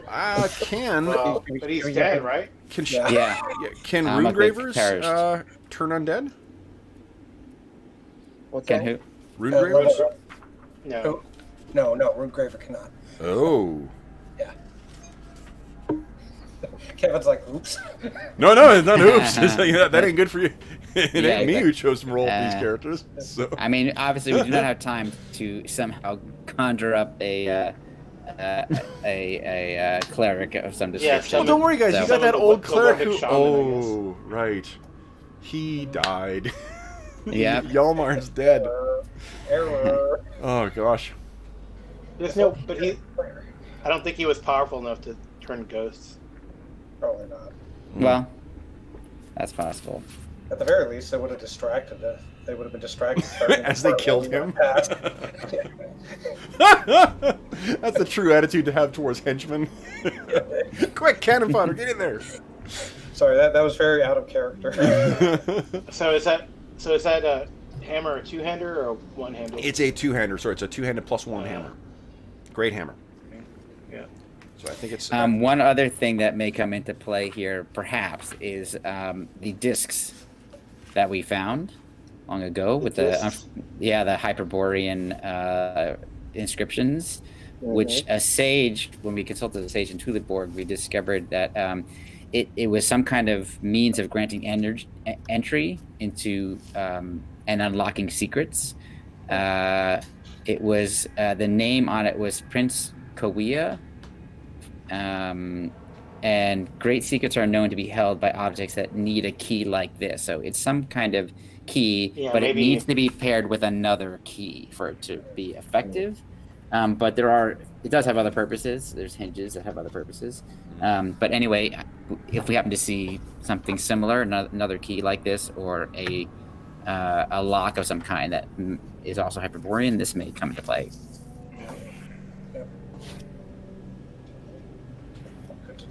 It's all coming together. Yeah. This is like 20. We're on session 29, I think. Yes, session 29. I think we've slowly identified what might be one enemy here. Yeah, exactly. It only took 97 hours of gameplay. Well, I mean, like for the first, arc of the campaign, your biggest threat was thirst. So that's true. Finding wood for a fire without having a random encounter. Yes. Yeah. Guys, undead dogs again. Shit. Oh my god. Fuck the zombies. So what? What are you guys doing then? Yeah, you do not. We know what you don't have in terms of assets. You don't have a cleric. There's no one with the blessings of a god, at least not powerful enough to drive back any kind of evil thing. You do have access to a whole bunch of, jokes about your cannon fodder aside, you do have access to a bunch of troops as well. Yeah. I'm cautious about bringing. Yeah, I feel like we should investigate ourselves to begin with. Yeah. But one of the things that we need to deal with is light. Especially if we're going into cellars or somewhere below. Does anybody have any means of providing light in a magical way, or should we just bring torches? We bring torches, I think, or lanterns. I mean, I do have my chill touch does something, but it's not worth. I don't think wasting a spell. Yeah. I have divine radiance. Remind me if that's light or sorry. The 15-foot diameter sphere of illuminance radiates from my open hand for as long as I concentrate. So we could use that, but it's only 15 feet. Only 15 feet, and if you stop concentrating, it goes out, which can be bad. Yes. I think torches are probably the safest bet. Although I think Kevin said he wanted to introduce dark vision into the. I'll say it again. One of the very best things about this really amazing game, no goddamn dark vision. I love it. So I think we'll basically grab. I think everybody should just have a torch just in case we get separated. I don't know what's going to happen down here. I mean, it's very easy for us to get kind of pulled apart. So perhaps we should all have at least one torch. Actually, I don't remember how long a torch lasts. Is it only 1 hour? I think it's 1 hour. That sounds right. Yeah. Light source. It's a 30-foot radius, but I don't have on the screen how long it lasts. I think it's in the. A 30-foot radius is better than the 15, at least, and it doesn't have to rely, Reagan, on you focusing on that elimination. Yeah.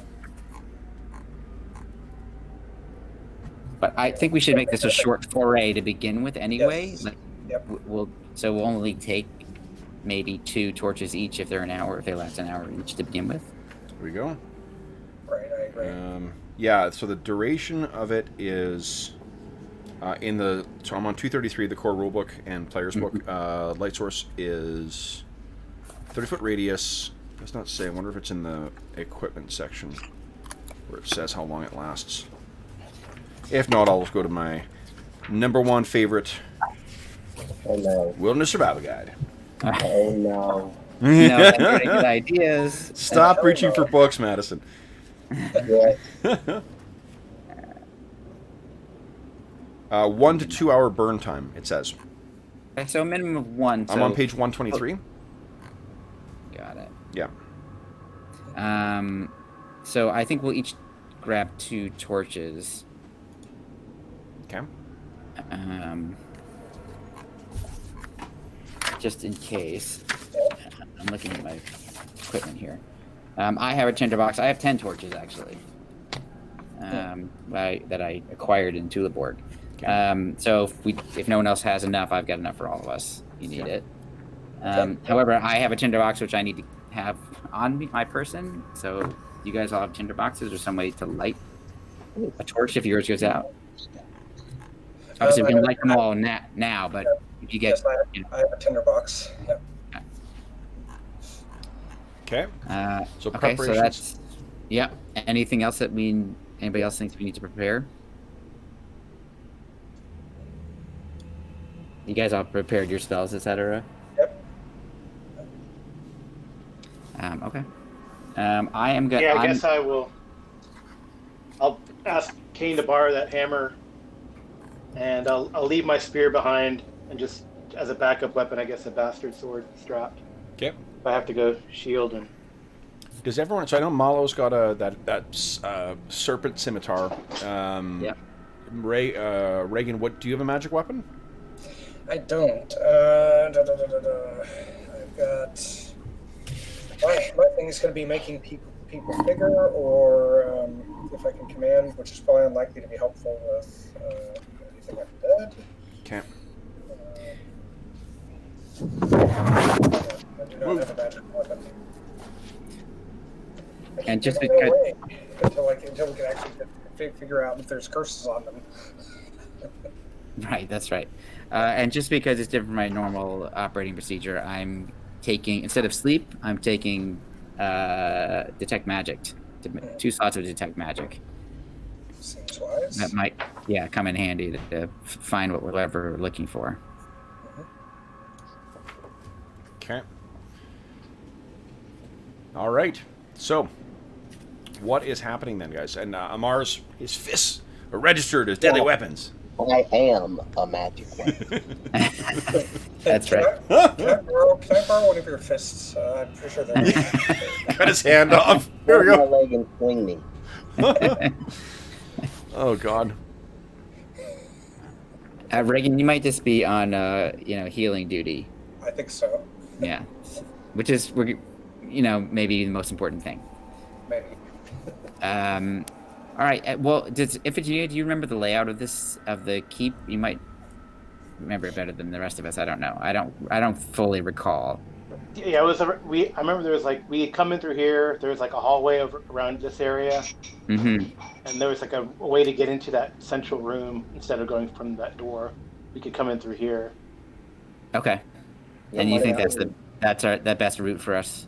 We shouldn't go through the Yeah, door. I wouldn't. No, because then what if they get away and then they start killing our people? Yeah. Okay. That makes sense. So, in terms of marching order, Kev, should we be a single file sort of marching order, Well, or it depends which way you guys are going in. So we're gonna go down through the south, through this door down here, the southeastern tower. Okay, so let's move. I'm just gonna move you guys in there, so we remember what. What I'm gonna do, guys, is. There we go. I am gonna just turn on. Because it is dark in here, unless you're lighting something. Who has a torch lit right now? I will. But I think we should have at least one other person, just in case I have to drop mine or something, because I wield my blade two-handed. Okay. I can be maybe in the back for now, and then I can hold a torch back there, and it can be passed up. Yeah. Oh, that's great. So I can be watching behind just in case. Okay, let me see who's got. So you're not carrying any light.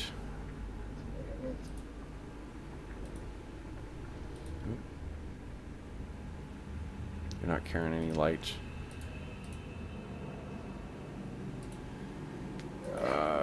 You're not carrying any light. I think Malo is actually carrying the torch right now. Yeah, that's right. Yep. There we go. Look at that. Okay, so this thing is smoking in there. I don't know why you say that horseman. That's weird. Well, it does seem like there was an upgrade because it seems like the light fades out more at the edges. Or is that my imagination? Yeah, maybe there's a better distinction between the fade. Yeah. Which is cool. Okay. All right, so this door in front of us, if Virginia, is this the door that leads? I thought where that does it was. go, the hallway? Yeah, there was like a little anteroom, Yep. Yeah. and then the door beyond that was into Right. that banquet hall. Yeah, that's what I recall too. Okay, so shall we proceed to Yes. this door? Okay. All right. So who is opening the door? Anybody have a Probably preference? Amar, because he has 2 hands free. I mean, if I have that Mm, hammer. that's true, and I've got my scimitar and a torch. Okay. So, Mark, you reach forward, and it's one of those things, again, where you kind of grab it, and you have to turn the thing to the whole handle to unlatch it. When you grab the metal is frigid. Right. Like, you feel that your hand may even, it won't, but there's a little bit of it where it sticks to the handle. So you, let me open that door for you. That is not strange. We did definitely encounter frost in this area before. Yeah. Oops.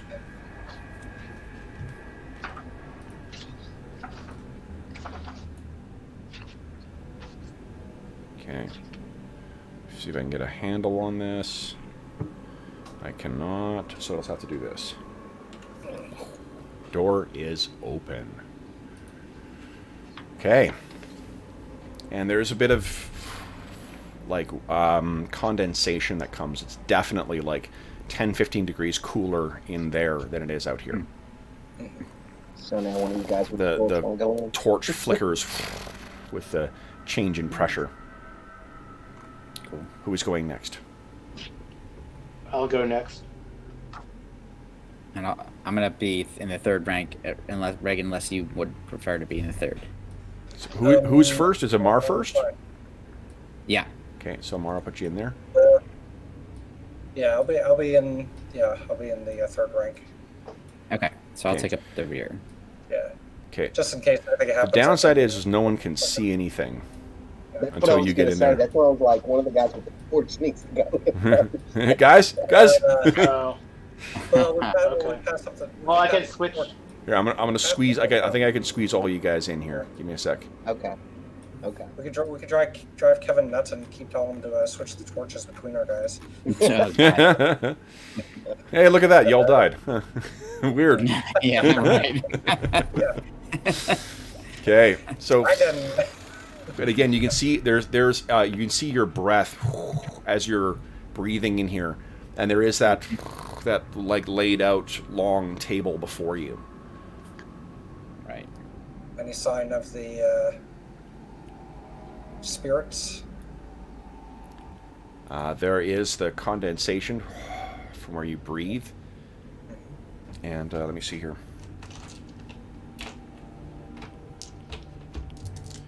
I can color code it. Nice one, you guys. I like when you guys have different colors. Yes, and red, and blue, and gray. Okay, easy peasy. Blue, blue, blue. There we go.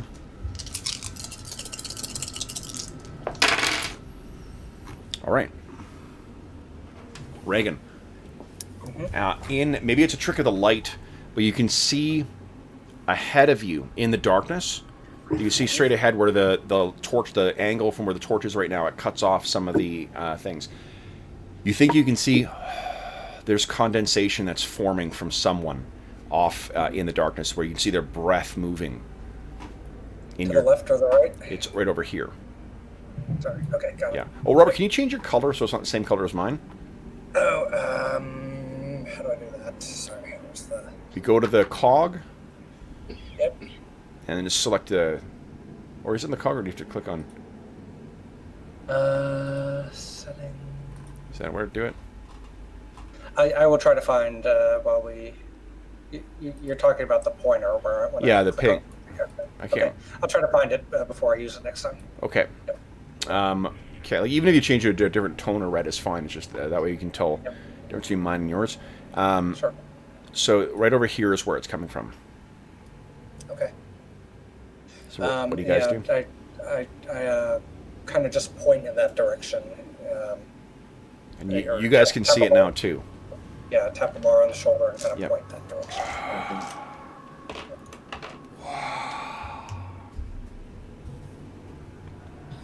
So I think we should just keep moving slowly.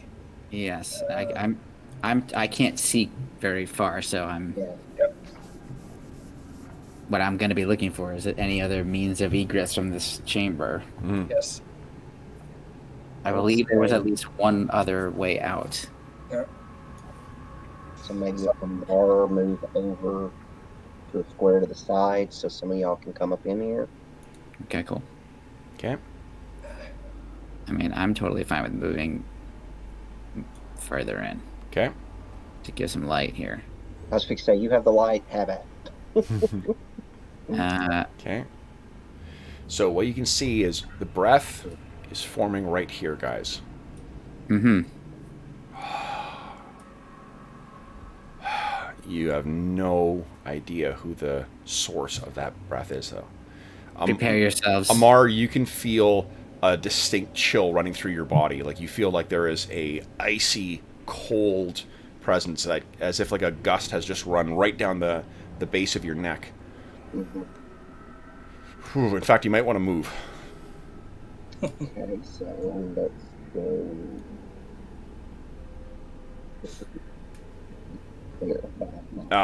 It's still freezing. Would you give me a save versus... Where is it here? Look at my DM screen here. There we go.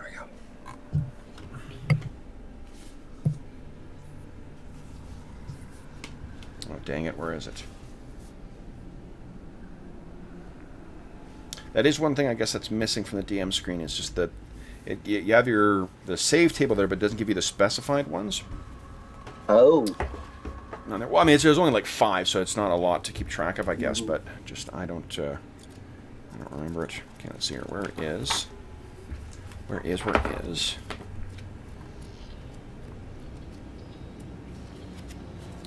Nice save. Go. It is right. Oh, come on, you. Oops. There we go. There we go. Save versus sorcery, please. alright. Yeah, death, transformation, device, avoidance, and sorcery. Those are the Is it any type of mental type sorcery, Nope. control, anything like that? Nope. Okay. Okay, just want to make sure. Nice. Yeah. So you narrowly avoid there. Like it is so cold from where you're standing, it's almost causing frostbite. So you're gonna want to move again. What would be the best place to perform aside from going back?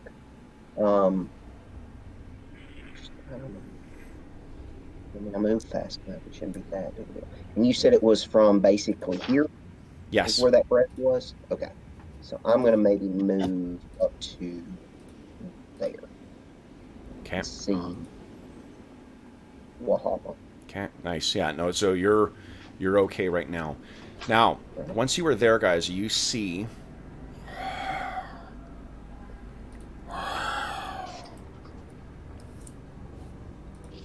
Once again, this form manifests. Oh, Mm-hmm. And you can see what he is wearing. You can't see in the illustration, but he has the clasp of a ranger holding his cloak together. And he seems to be the breath coming out is him speaking to someone. He seems to be gesturing and talking to someone that you cannot see. Standing right next to you, Amar. It looks like if there was a person, they'd be right next to you. okay. Okay. Does it seem to be aware of us, I guess, at this point? Or is it just focused on that space? Completely unaware. Okay. This is sort of what I recall playing. I kind of whisper to Amar. I don't think I want to say it loud enough to for Iphigenia and Reagan to hear me. Yeah. But I say to Amar, this is what I recall playing out the last time I ventured into this place. The temperature Yes, I would drops about 15 degrees. Suddenly, it is like an ice box in here. So it's got really cold. And then, Oops. Here we go again. Yeah. And then it's the last time. these shades. Now, one thing that, the way this differs from the illustration, is each of these is wearing the distinctive conical high helms that Hyperboreans are known to wear on the continent. Mm-hmm. And, Robert, you missed last session. Yep. Would you give me a D6 roll, please? Actually, I didn't miss the last session. Oh, you didn't? Okay. It was 2 sessions ago I missed. Oh, 2 sessions ago, right? That's right. I'll also give you a Fourth round. Yeah. Nice. Okay, so you guys are not surprised. Good. Robert, since I so unfairly maligned you with missing a session, why don't you give us an initiative roll here? So first off, everyone declare your actions, Okay. what you're doing, and then we will roll initiative, and then I'm going to get my book open again.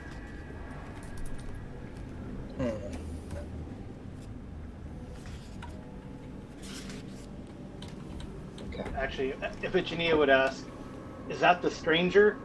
Kamala, before that. I don't know. You're going to have to do that on your turn. Okay. Yeah, just because I don't know if, like, that... I'm not sure that'd be the first... Well, hold on. Do you mean, like, the ranger that appeared, the ghostly one? The ranger that Yes, so appeared. you would have had, for sure, yeah, you would have had time to... So, yeah, Malo, this is not the man you saw. Yeah. This is not who I... No. I just say no. Yeah, you remember, right, George, what the stranger looked like? Yeah, he was a more... yeah, exactly. Yeah, he was. He looked like he was Lingit or Salish or something like that. Yeah.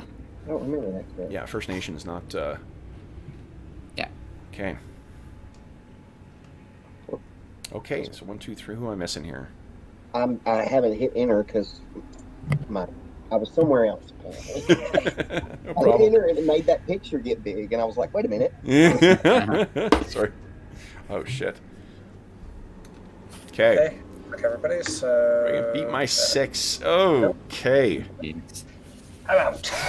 All right. So these things appear, and they, it looks like they're all striding forward. And once again, you can somehow hear, those double doors that are to the west there? Mhm. Through those double doors. Where is it here? You hear.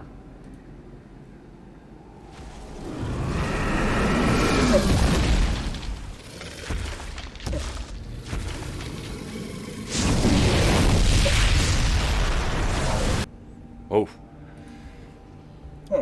Then this thing is stepping forward. The one that is right next to you, Amar, is striding forward as if to speak to this ghostly ranger. It has a weapon out, and it commandingly gestures towards it, and then it stops. And this empty helmet turns towards you, and it lurches forward.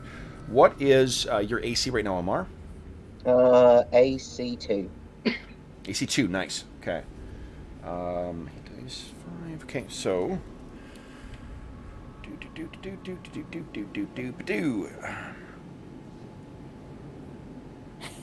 Is that what the spirit says?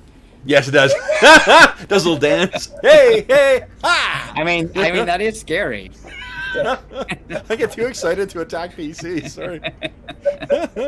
It's a problem too. My volume level. I don't really have what's known as an indoor voice, so I kind of am always at noisy.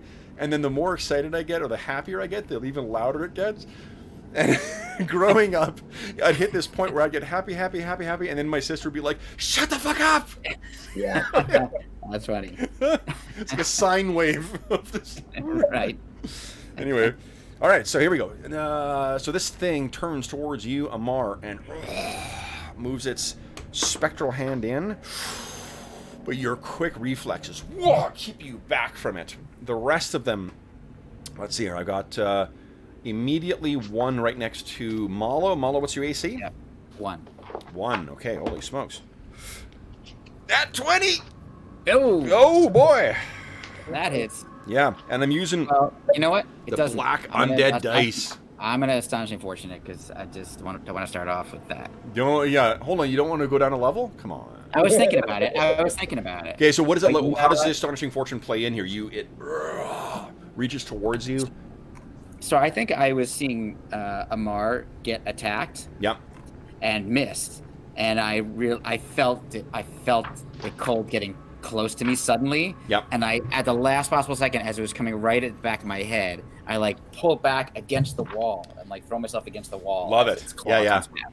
And you can see where your robes are around you too. There's frost, like rime of frost that is completely filled them. Cool. I'm like, ah! Okay, Iphigenia, what is your AC right now? It is a 1, I think. Unless I don't think helmet gives you an extra, right? Just No. by itself.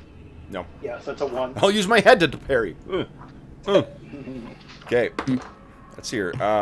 It's a 1 that is likewise a miss. This thing comes in towards you. Then we've got, let's see here, a couple other ones to drift in.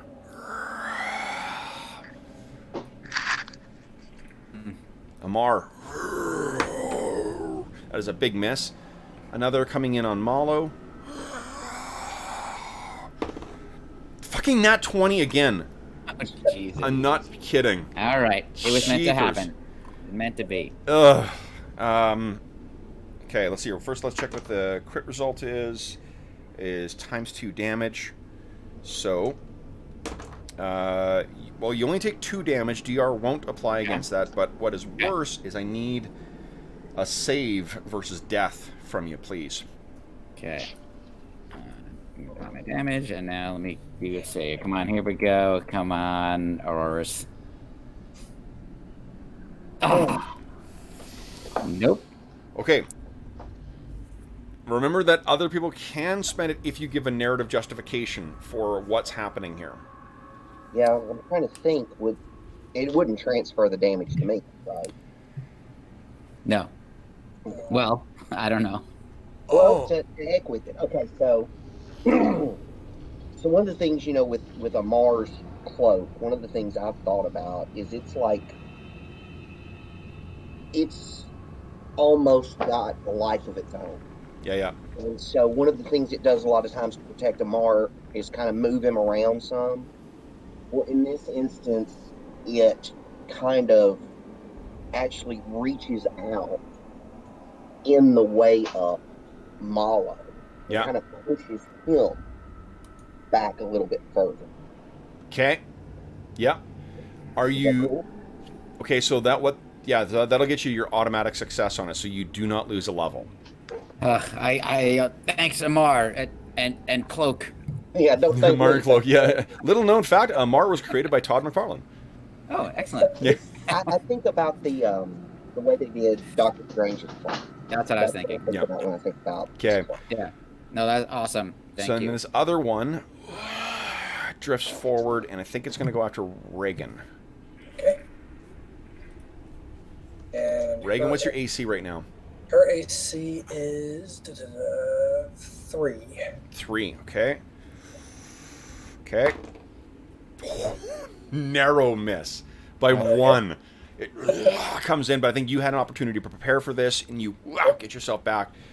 So then, Malo, you do take the damage, but you do not take the level drain effect. So that's I am very happy with that. good stuff. Okay, guys, now it is, let's see, we've got Iffy, and we've got Amar on melee. Malo, were you still intending to parlay, or are you going to switch to melee and take the -2 to hit?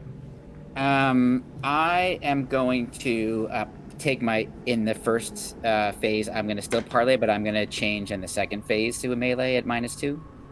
Okay. Okay, so then we'll do melee first here. Amar and Iffy. Go ahead, guys. All right. I'm going to go ahead, Amar. Oh, okay. So let's see. That is the best This is possible round attack. 1. I'm going to hit that one right there in front of Okay. me. Hopefully, God willing. AC 5, probably not AC enough. 5. It's actually not good enough. Oh, but second one, though. Crit. Roll 1d6. Crit and max damage.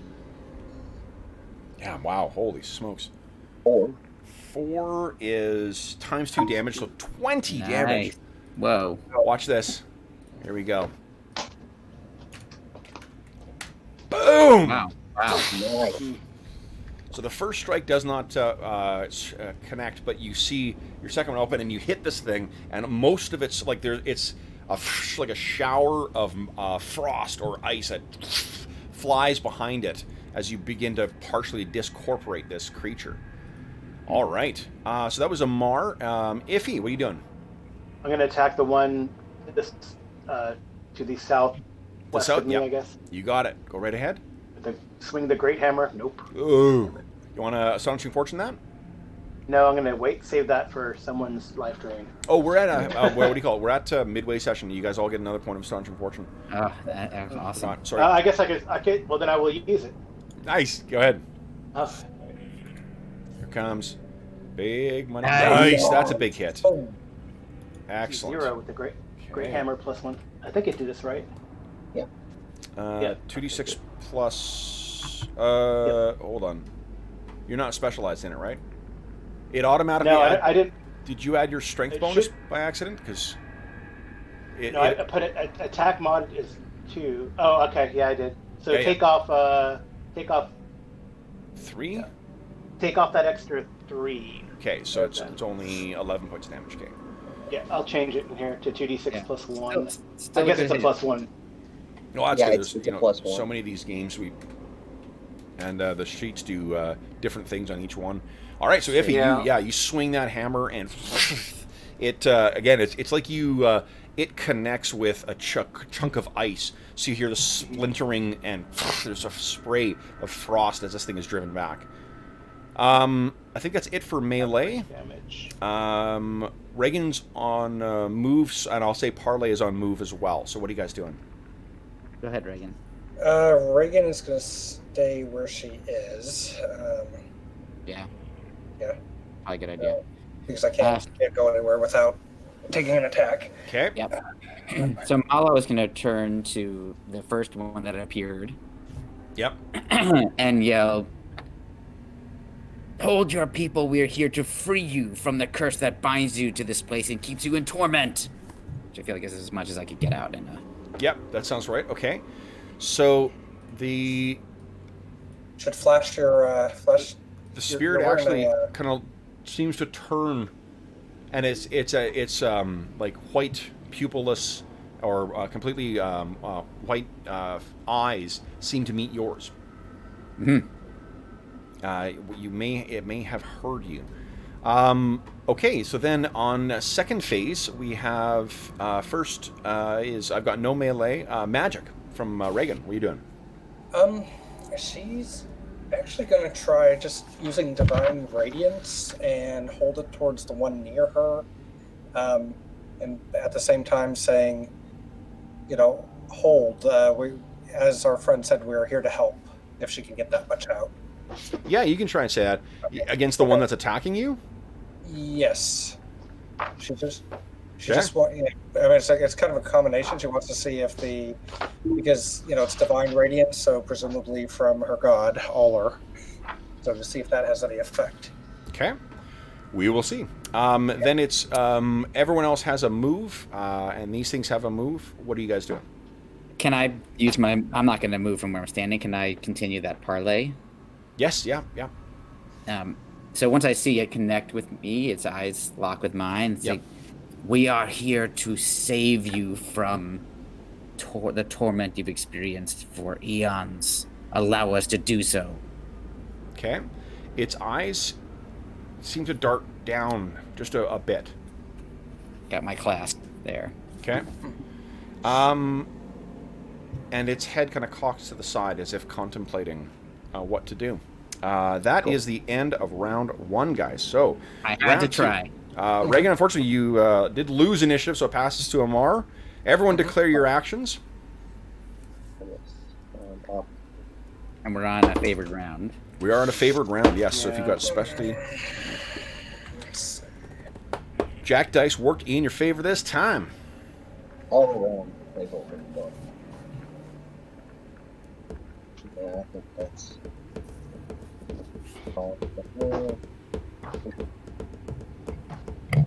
Okay, then. Will, beat my Uno. All right, wait a minute. Oh, here's Carl. I couldn't see he had declared yet. Oh yeah, Carl's is right Yeah, I did underneath. at the very end. Yeah, it runs together and it gets me confused. Yeah. 3. Nice. Okay, so you guys are up first then. So we have melee first. Amar is and Iffy are in melee. Go ahead.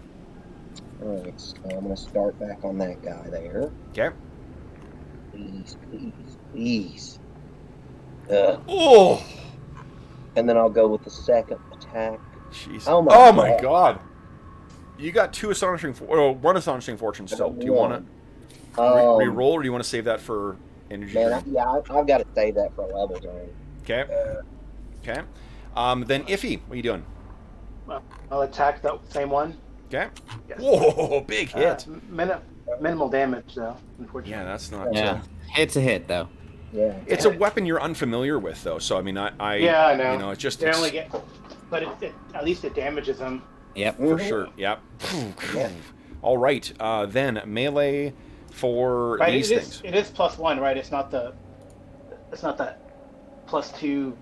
No, the thing +2 that's one is the right. one he just found off of the other guy. Oh, okay. Yeah. Alright. Okay. So then, first, that one that you injured there, Amar, who's like the armor is broken. Like, imagine if these things were actually made of some kind of moving ice sculpture that's been chipped and shattered and whatnot. That's how this thing is coming apart. So it first tries to hit you. Fucking nat 20 again. I'm gonna stop rolling this dice. Holy shit. Jeepers. Okay, Wow. so I was using the black dice to be thematic for undead. That goes to the fuck off Oh, it bin worked. because I keep hitting you. Okay, so let's roll d6. I rolled fucking 6, so triple damage. So the damage you're taking is 12, and DR will not apply against that, as this thing tries to regain its health. And I need a save versus death from you, please. Come on. All right. Hey. I'm going to spend my astonishing fortune. Wait, on don't this you have guy. who's got the amulet? Wait, Iphigenia. If he has it, okay, yeah. Yeah, I mean, I Because got that would automatically two trigger for it. fortunes. No, okay, so Right. you... Yep, all right, so that does not affect you then. You take the damage, but you auto-save. I just try to pick up that black dice again. I'm going to use the toxic green dice. All right, here we go. Put it in your pocket. Amar, second attack here. Your AC is what? 1? My AC is 2. Is 2. That's a hit as well. Those. All right, Amar, you take 4 points of damage, and I need one more save from you, please. 1, 2, 3, 4. Please, please, please. Come on. Yeah. Oh!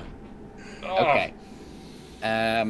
I am going to. I see this creature come swiping in, and I have my scimitar in my hand.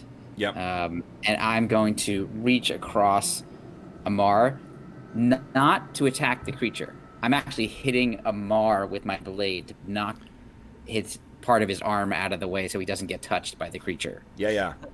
Okay, so I think what happens is it runs like just like grazing the length of his skin, and that's where the damage comes from. But you don't suffer the energy drain. All right, Model, let's see if your altruism costs you dearly. First attack, your AC's a 1, right? Correct. Yeah. Okay. You know what I need to do? So I've started putting post-its of everyone's defenses on the computer. I'll do that for you guys. So first one. It's a big mess. It clearly was attacking where you were when you moved out of the way. The second one sees that opening, goes in. 19. Yeah, okay. So damage is only 1 point of damage, All right. but I do need a save from you. Yeah. Death here we save. go. Has anybody made their save yet? No. Oh. Come on. All right, here we go. Death saving throw. Yes! Nice. Yeah. Excellent. So you pull yourself back, and yeah. All right. Then Iffy, you are the one with AC 2? AC 1. AC 1, okay. So this one, you've knocked it back. It tries to, it like gestures with its hand, and you can see like as if it's drawing a blade, and then this sort of like blade manifests in its hand. It swings at you, and misses. You are easily... This thing is clumsy, and you think you can hear the cracking of ice as it's moving along. And then the one facing Reagan, so you put that gestured up, and that light, that divine light appeared. It appears to have no effect. This thing just surges forward at you to try and get you. But you stagger back, and it does not connect with you. So, melee is done, guys. Then it is magic from Malo.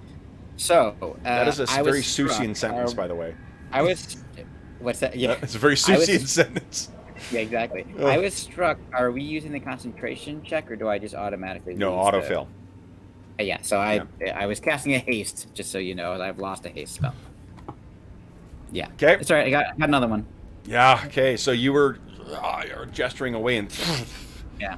That, okay, that's incredible. I think that then is move for Reagan. That's the last, for first phase. Shit. She can do it with... Oh, but I would have to have said withdraw, right, as an action to do it? Yeah, you can't change actions to a spell, unfortunately. Okay.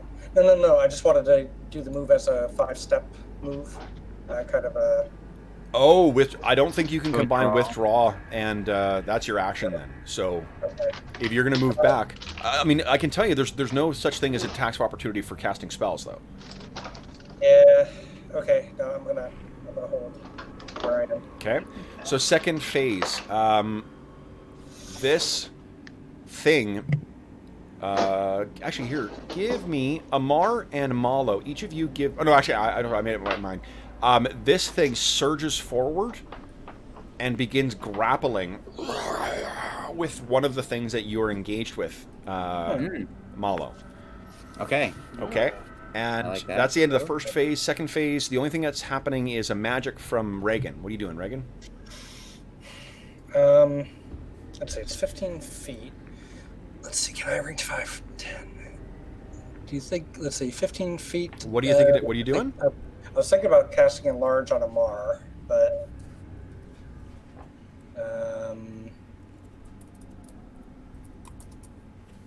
yeah. Let me cast Enlarge on Amar. It looks like it's just within 15. Okay. Yep. So Amar. Yep. Yep. What? These guys. I'll go read the spell. Okay. It's on page. Oh shit! I just changed it. Basically, it increases your. Unfortunately, it doesn't increase your hit points, which would be the most helpful, but it increases your damage by.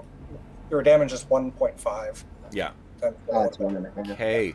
So I think that is the end. We got some moves if anyone's going to move, but otherwise that is it for the round. I think. Reagan takes 1 point of damage. Okay. So guys, we're at the end of the round. Will is still in charge. We're on to round 3. So everyone declare your actions, and then... Let's see.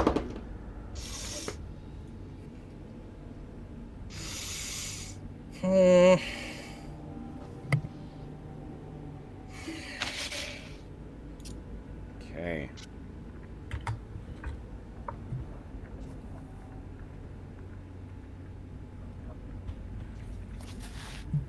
Cool.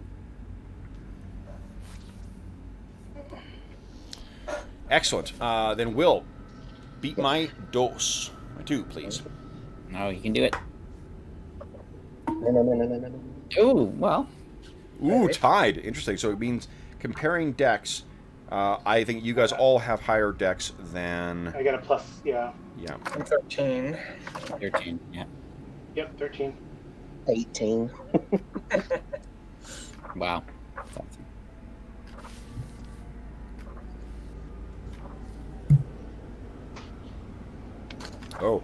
So Andrew asked about if getting just the player's book is enough to dip your toe into it, because it's so Jeff Talanian had to actually cancel his, because Gary Con's canceled. He's not going to Gary Con, which is a real fucking shame, because he was going to be releasing a module that he and Luke Gygax put together.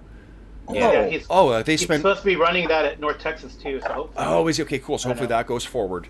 But this was going to be the big thing. Like, it was the signature thing for it. It was an AD&D 1 thing. They've been releasing art for it for the last month and a half. But he just announced that the Astonishing Swordsmen and Sorcerers of Hyperborea Player's Guide is on sale.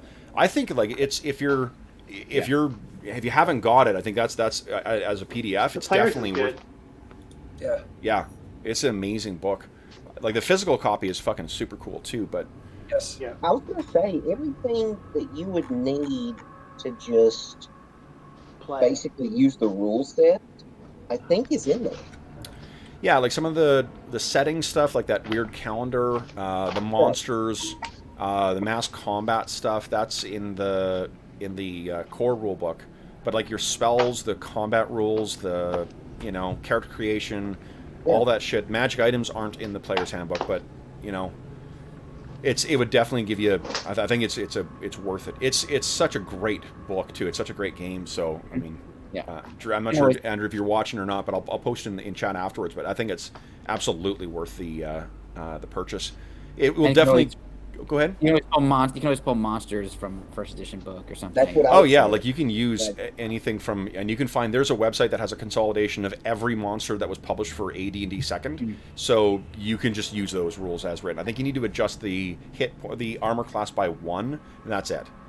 Yeah. Because AC 0 is a 9 in this game, I think, not a 10. I think that's right.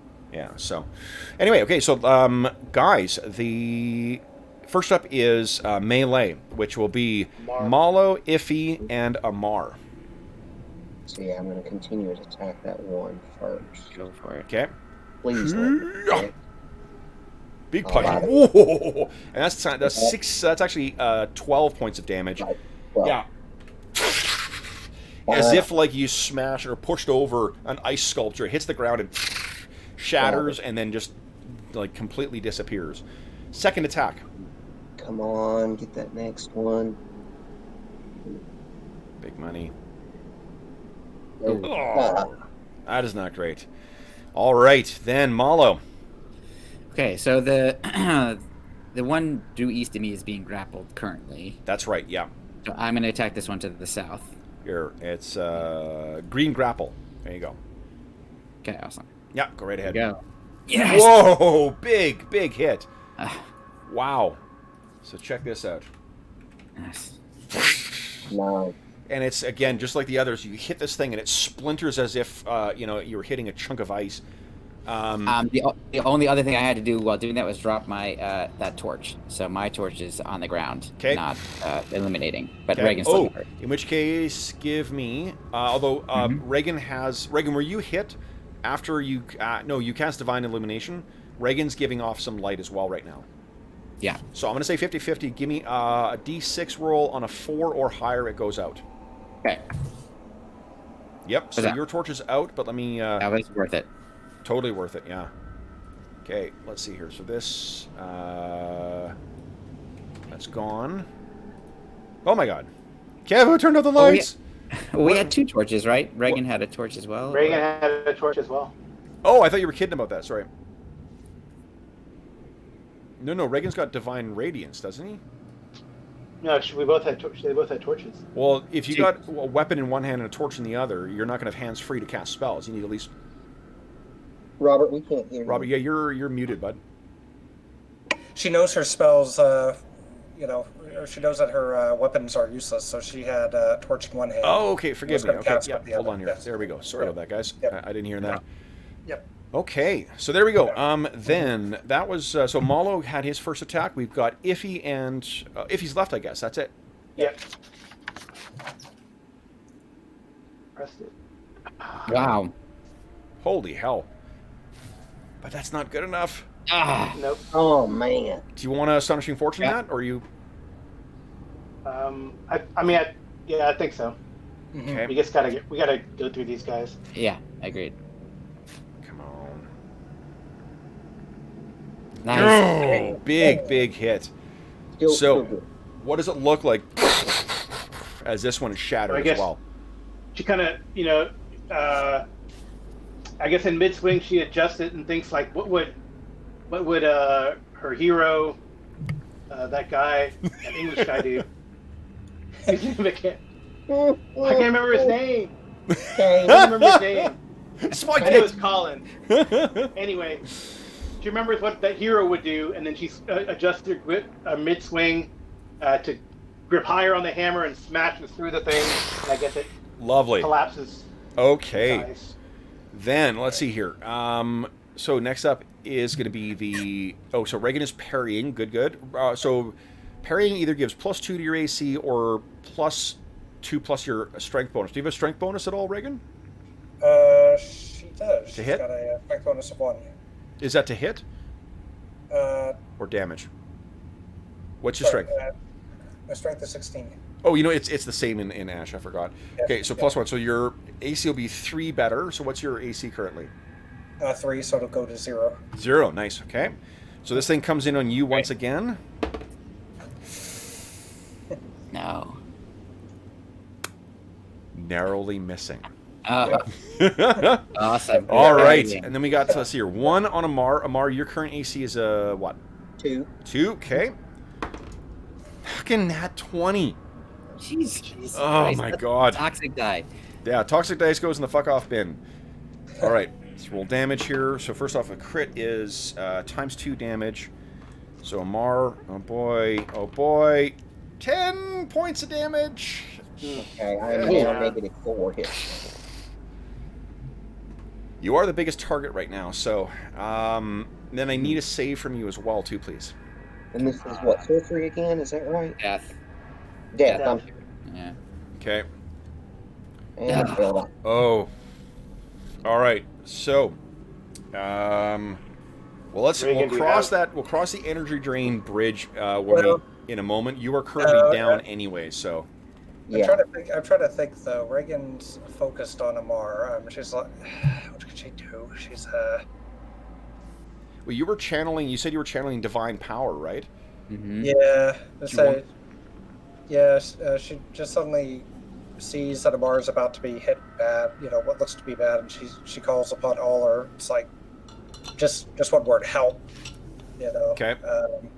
So what I'll do, we already rolled the save, so I'll let you take the energy drain away, but the damage and hit is unfortunately Right, still, yes. Yeah, Yep. in effect. Okay. That's reasonable. Yeah. So you cry out some, and I think what comes out is some word in Norse that you've never said before, that sort of like provides some kind of protective barrier for Amar. And Amar, you don't suffer the energy drain. Nice. Okay. That's And then great. I have, let's see here, one on that one that's grappling the ghostly ranger, and one that is attacking you there, Malo. Now I'm using my icy blue dice. So here we go. Okay. Your AC is currently a 1? Yeah. 1, okay. Here we go. It comes in on you. I am so sorry. I may have to change dice again. Because I rolled a nat 1. Yeah. God damn it. Ugh. Speaking of ones, all right, so this thing hits you, it misses you as well, too. Guys, that is the end of melee. Then we have move on the second phase. I don't think anyone's moving anywhere. Is that right? No, I'm not. This thing is further grappling. Someone give me actually, Malo, give me a D6 roll, will you? Okay. 3. 3, okay.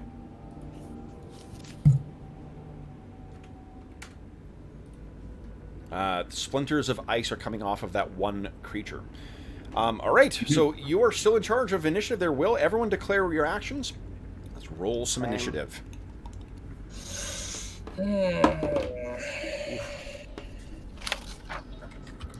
Melee. Okay. So we learn nothing else from this. One thing is, clerics are awesome. Yes. Yeah. It's true. Bleed. Yeah, you'll have to take a quick peek in the combat section what dying rules are. So I can't remember. Yeah, I'll go ahead and do that. Okay. But Will, beat my 2, please. All right, Will, you can do it. No. Oh, Yes. Nice. All right, so you guys are up first. We got Iffy and Malo. This is on, I think this is a favored round again, right? Yes, it is. Yep. Well, Yeah. All right. If you go ahead. I'm gonna go because I only got one attack anyway. Okay.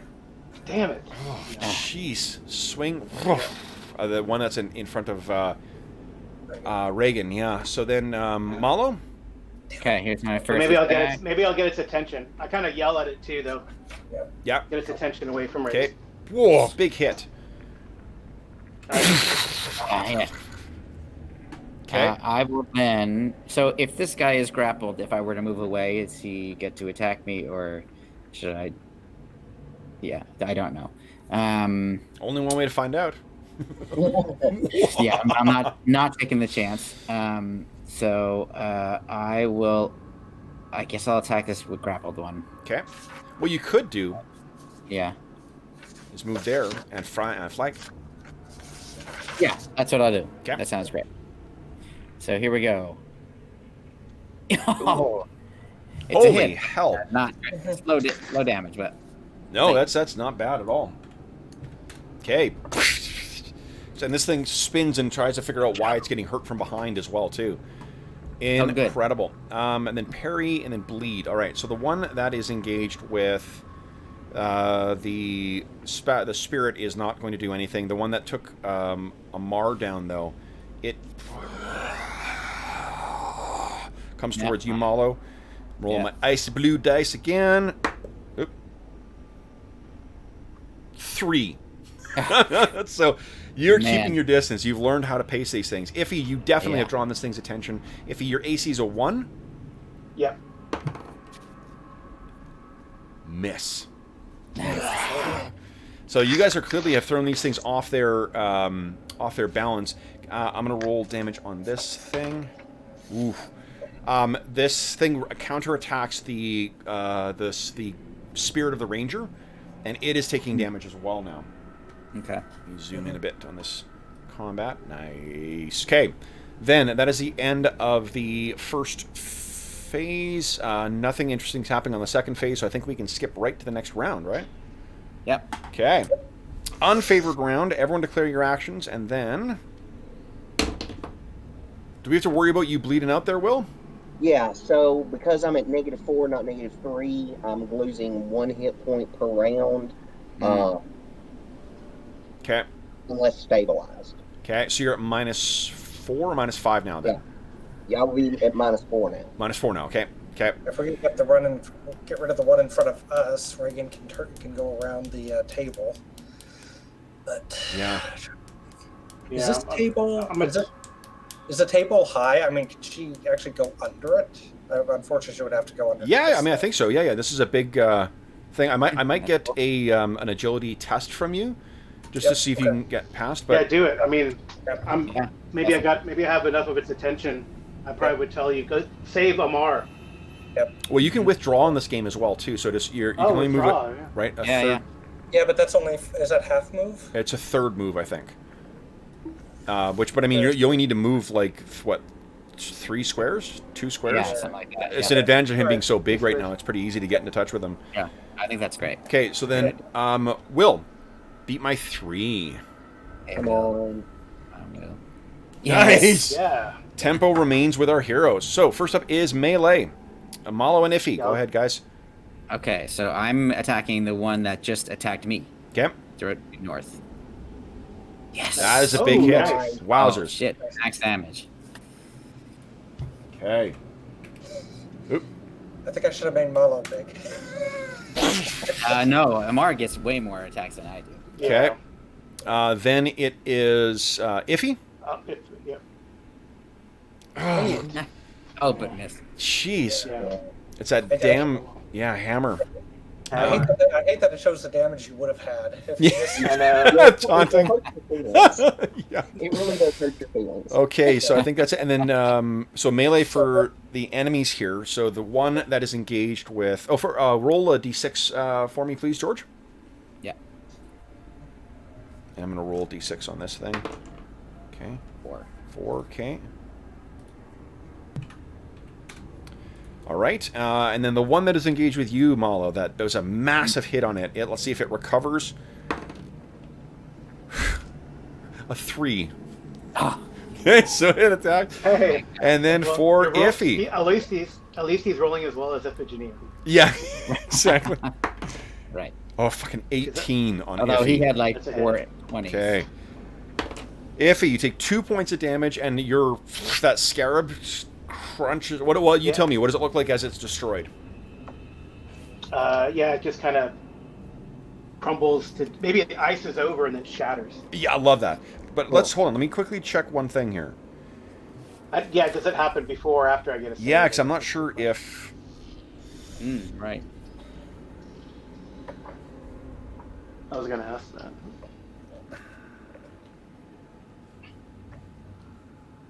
What it says is, this item will absorb completely 9 death, sorcery, and or energy drain attacks. So I think that it's the attack that you don't have to make the save. Yeah, so... Okay. But That's it's destroyed. Yeah, and I love that icy death thing. And DR won't apply against that. Okay, so I think that's it for melee. Reagan, what are you doing? So she'll withdraw. She 1/3 her movement is basically 2 squares. Okay, so give me a dexterity test, please. Okay. Not a feat, a test. Okay. That would be that one there. Woohoo! Excellent. Yeah, you can make your way over to Omar. Okay. Okay. Okay. Although I imagine since you're the one carrying the torch, it's going to be some weird lighting for a bit there. Yeah. You go under the table. Yep. Okay, that was it. And this that thing did not attack. I think that's it for the round, right? There's nothing interesting happening second round. Yeah. Okay, so we're back on the favored round again, guys. Everyone declare actions, and then we'll champion initiative roller here. So Kev, I have a quick question. My 3. Can I give him a? I do have a healing potion. Yep. Can I do that and then also cast magic on the second phase? No. Okay. Your action is you take 1 action per round. So. Okay. So that would be a move action. So we'll do a move. Okay. Tied again. Nice. Right. Iffy and Malo, make your melee attacks, guys. Okay. Starting with the one to Yay! the north. Nice. Nice. That's awesome. That seems like it might hit. Boom. Maybe. Nice. All right. Here's Big first. hit. Holy crap. Oh, Another one destroyed. I'm doing well. Nice. And then I'll take my second attack on the one that's being grappled. Okay. great. And you get flanking bonus on that too. Oh, I got a 5. Yeah. And So, no, do you have missed. Astonishing Fortune left, or is it all gone? I don't. I'm All of it? operating without a net here. Okay. Okay. I think So then I think it is their turn. So the one does damage on that ghost. It shoves the spectral ghost back, and then it kind of draws again like the other one did. It moves, gestures its hand, and then suddenly this spectral blade appears, cutting through that other ghost. Wow. Okay. oh, no. Disappears. And then the one that is engaged with Iffy. AC 1. That 5 ain't gonna hit, so it misses. Then I think that is the end. Oh, Reagan, your action. Yep. So I think she's gonna pour basically the full 2 doses of healing potion down now Amar's throat. before we roll for that, I'm trying to remember if it just restores you to 1 hit point or not. Okay. Need to read that. Yeah, I'm trying to remember. I know it's different in every one of these darn games. Yeah. I hope we were not. Oh, I heard we were from not Arlen too too. late. Arlen, Oh. his alarm didn't go off, so he missed today. He's rooting for you though. Oh, that's good. So howdy, Arlen. The one thing I've got here on the healing, negative hit points. Yep. Magical healing can return an ailing character to his feet straight away, no matter how close to death's door he has lingered. Okay. Now you can interpret that however you want. That's just Well, the only magic. So Cheers. that's a healing potion that I'm giving. Yeah. Right, and that's opposed to someone who's been stabilized at negative hit points who just is taking bed rest. Yep. You only get 1 hit point per day plus hit point adjustment when you are just using bed rest. Magical healing can. So we will roll that. Okay. That's And interesting. is that what, 2d4? D4 plus 2. Yeah. So he's So I put guess the whole thing down it on you. stabilizes either way, and just depends on the roll if he gets up. or Yep, not. if he gets up. Yes. Ah. Damn it. So stabilize at -1. Yep. Okay. Then it is. I think that's the end of the round, then, isn't it, guys? Nothing else interesting happening on move. Okay, so let's move on to. I think it's round 7 or round 9. I lost track at one point, Jeez. but it's an unfavored round. Will, see if you can do this. Ooh. Beat my 6. Oh. It's possible. It's at least possible to tie. Come on, big money. Big money. Everybody declared. Come on. I assume you're bleeding. I mean, you're just resting. Yep. Reagan, do you have any plans? Any plans? I Other don't know. than Kick around this weekend. Watch a little Netflix.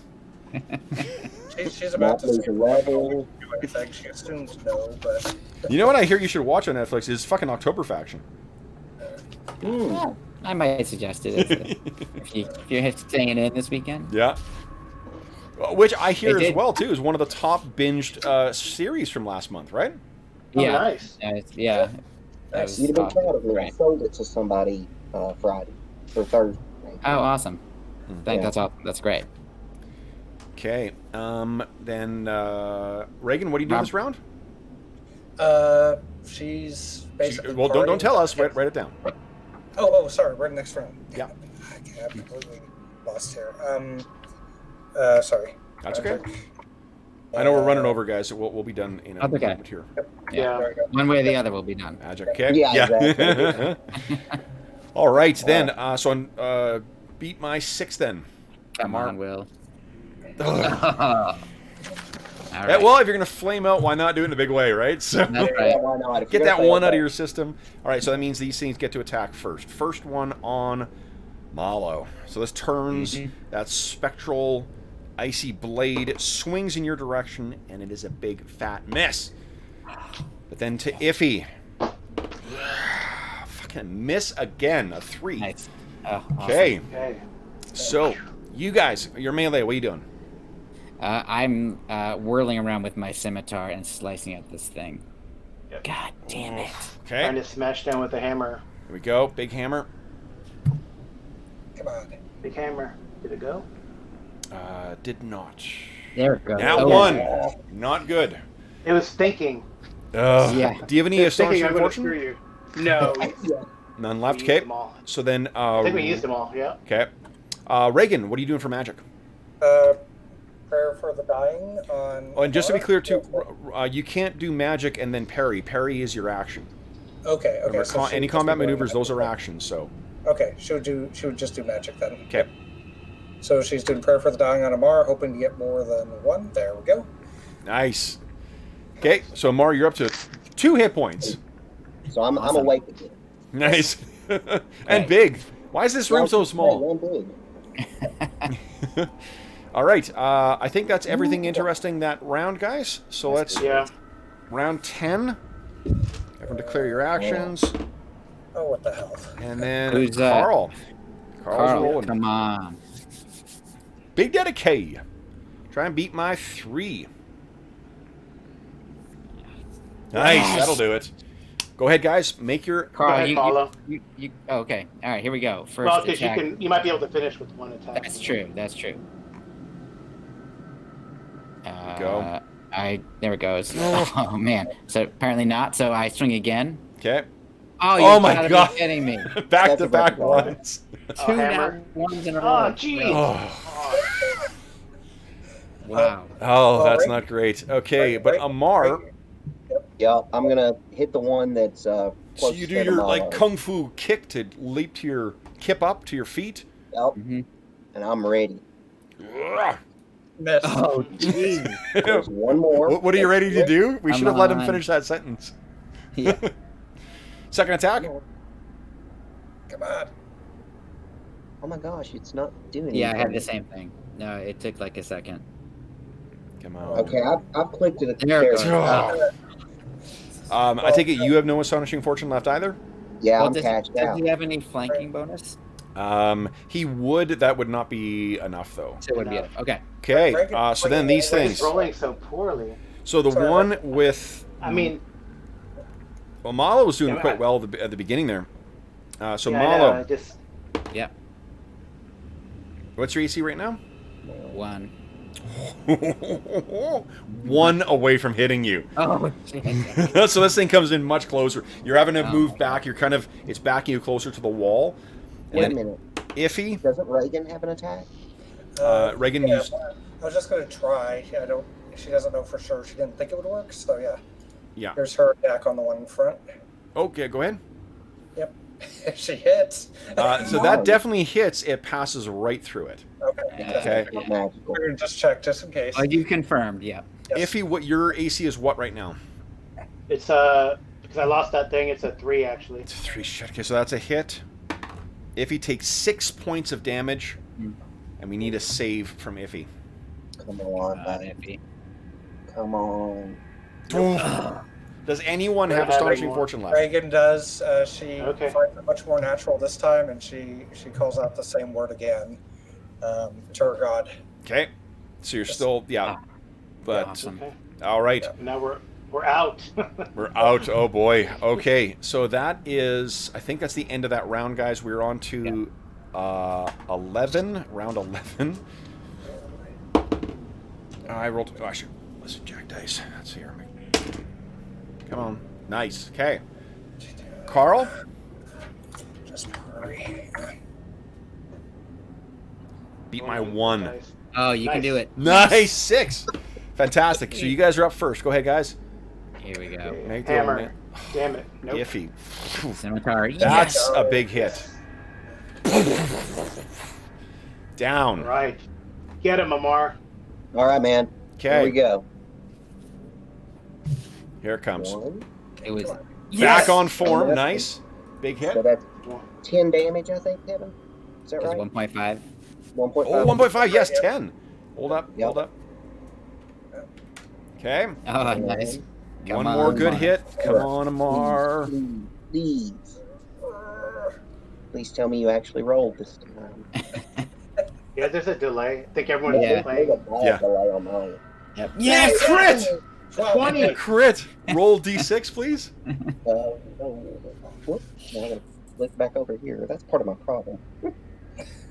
Running 2 screens is great, except when you have clicking. Yeah.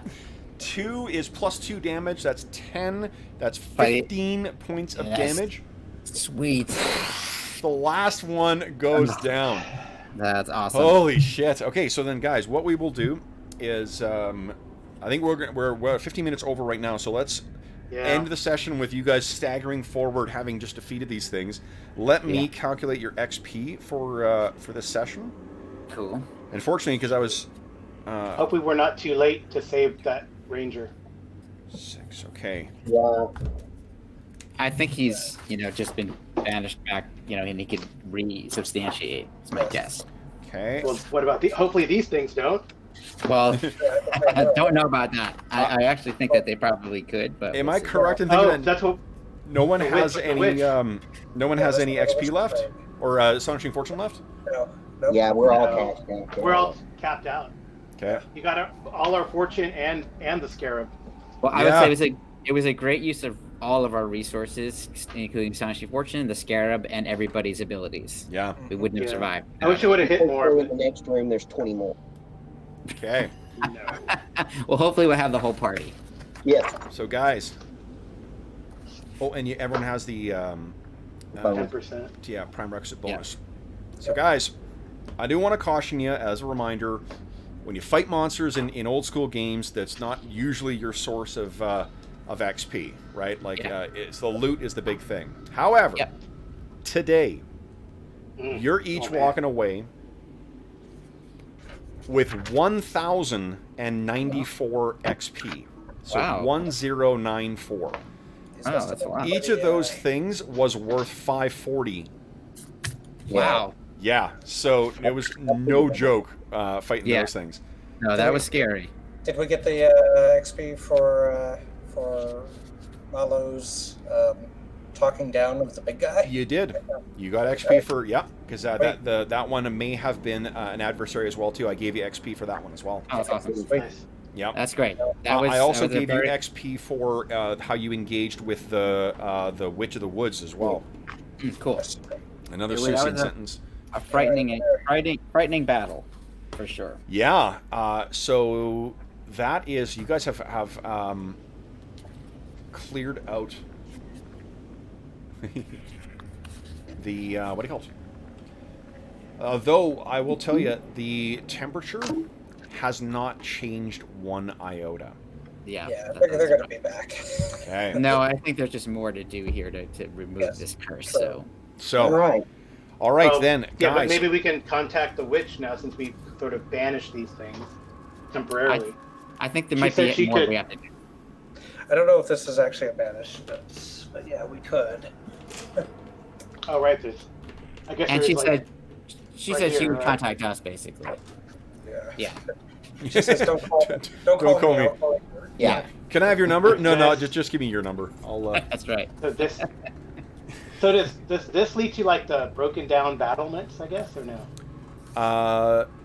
That leads to don't know.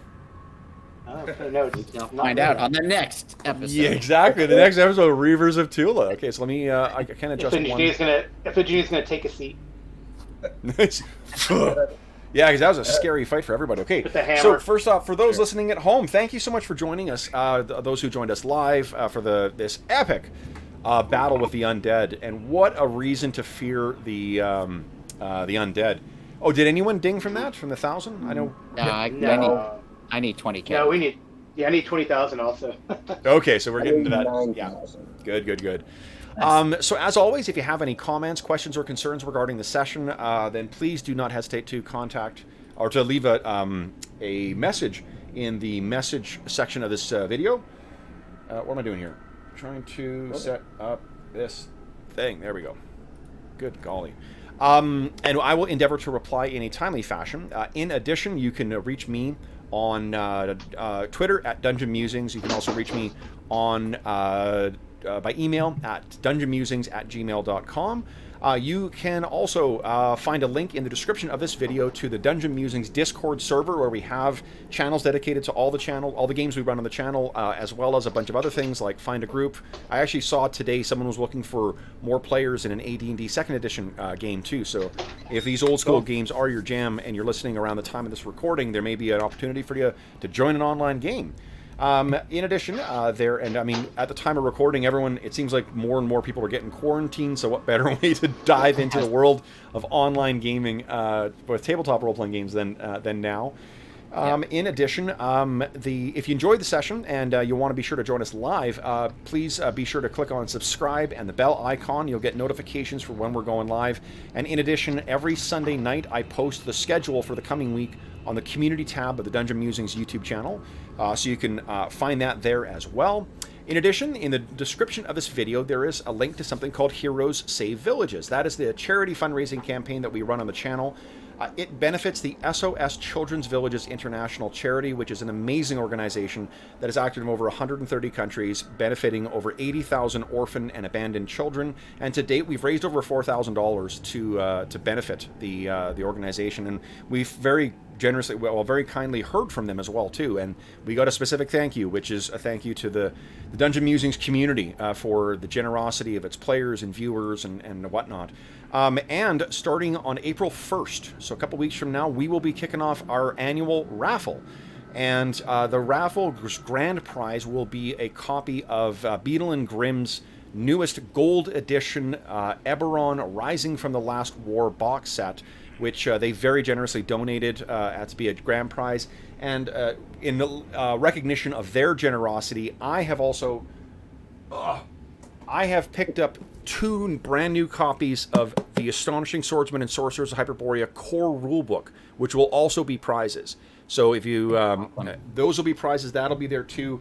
I've also got one of the very cool dice bags, the Skittermander dice bags from Paizo that will be that I picked up that I'll be donating. And between now and the start of the raffle, we're hopefully going to get some other donations. So any donations that are made for that'll start on April 1st. And each ticket is $25 Canadian. $25 donation gets you 1 chance. It's about $17 American, so it's a relatively cheap way to try and win some very, very cool gaming stuff. And all donations go 100% to help SOS Children's Villages international help those kids. So it's a really worthy cause that benefits from that. Gives you the chance to win some cool gaming stuff.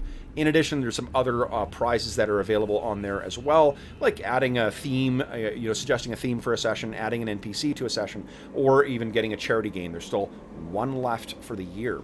So anyway, last but not least, I want to thank my players, both here and those who are joining us in chat at home too, because some were sick, some were otherwise occupied, and some had a betraying alarm. So for those in person, George, Robert, Will, and Carl, thank you so much for joining me. This was so much fun. What a great session today. It was awesome. Yeah, had a great time. Thanks, It was guys. really great. Thank you. Cool. Then until next, and for those listening at home, so Dave and Arlen who joined us in chat or saw us otherwise, and for the viewers who joined us in chat, thank you so much, guys. Until next time, thanks again for watching. We hope you enjoyed, and we'll see you next time for session 30, episode 30 of the Reavers of Thule Nice. campaign. Until then, happy gaming.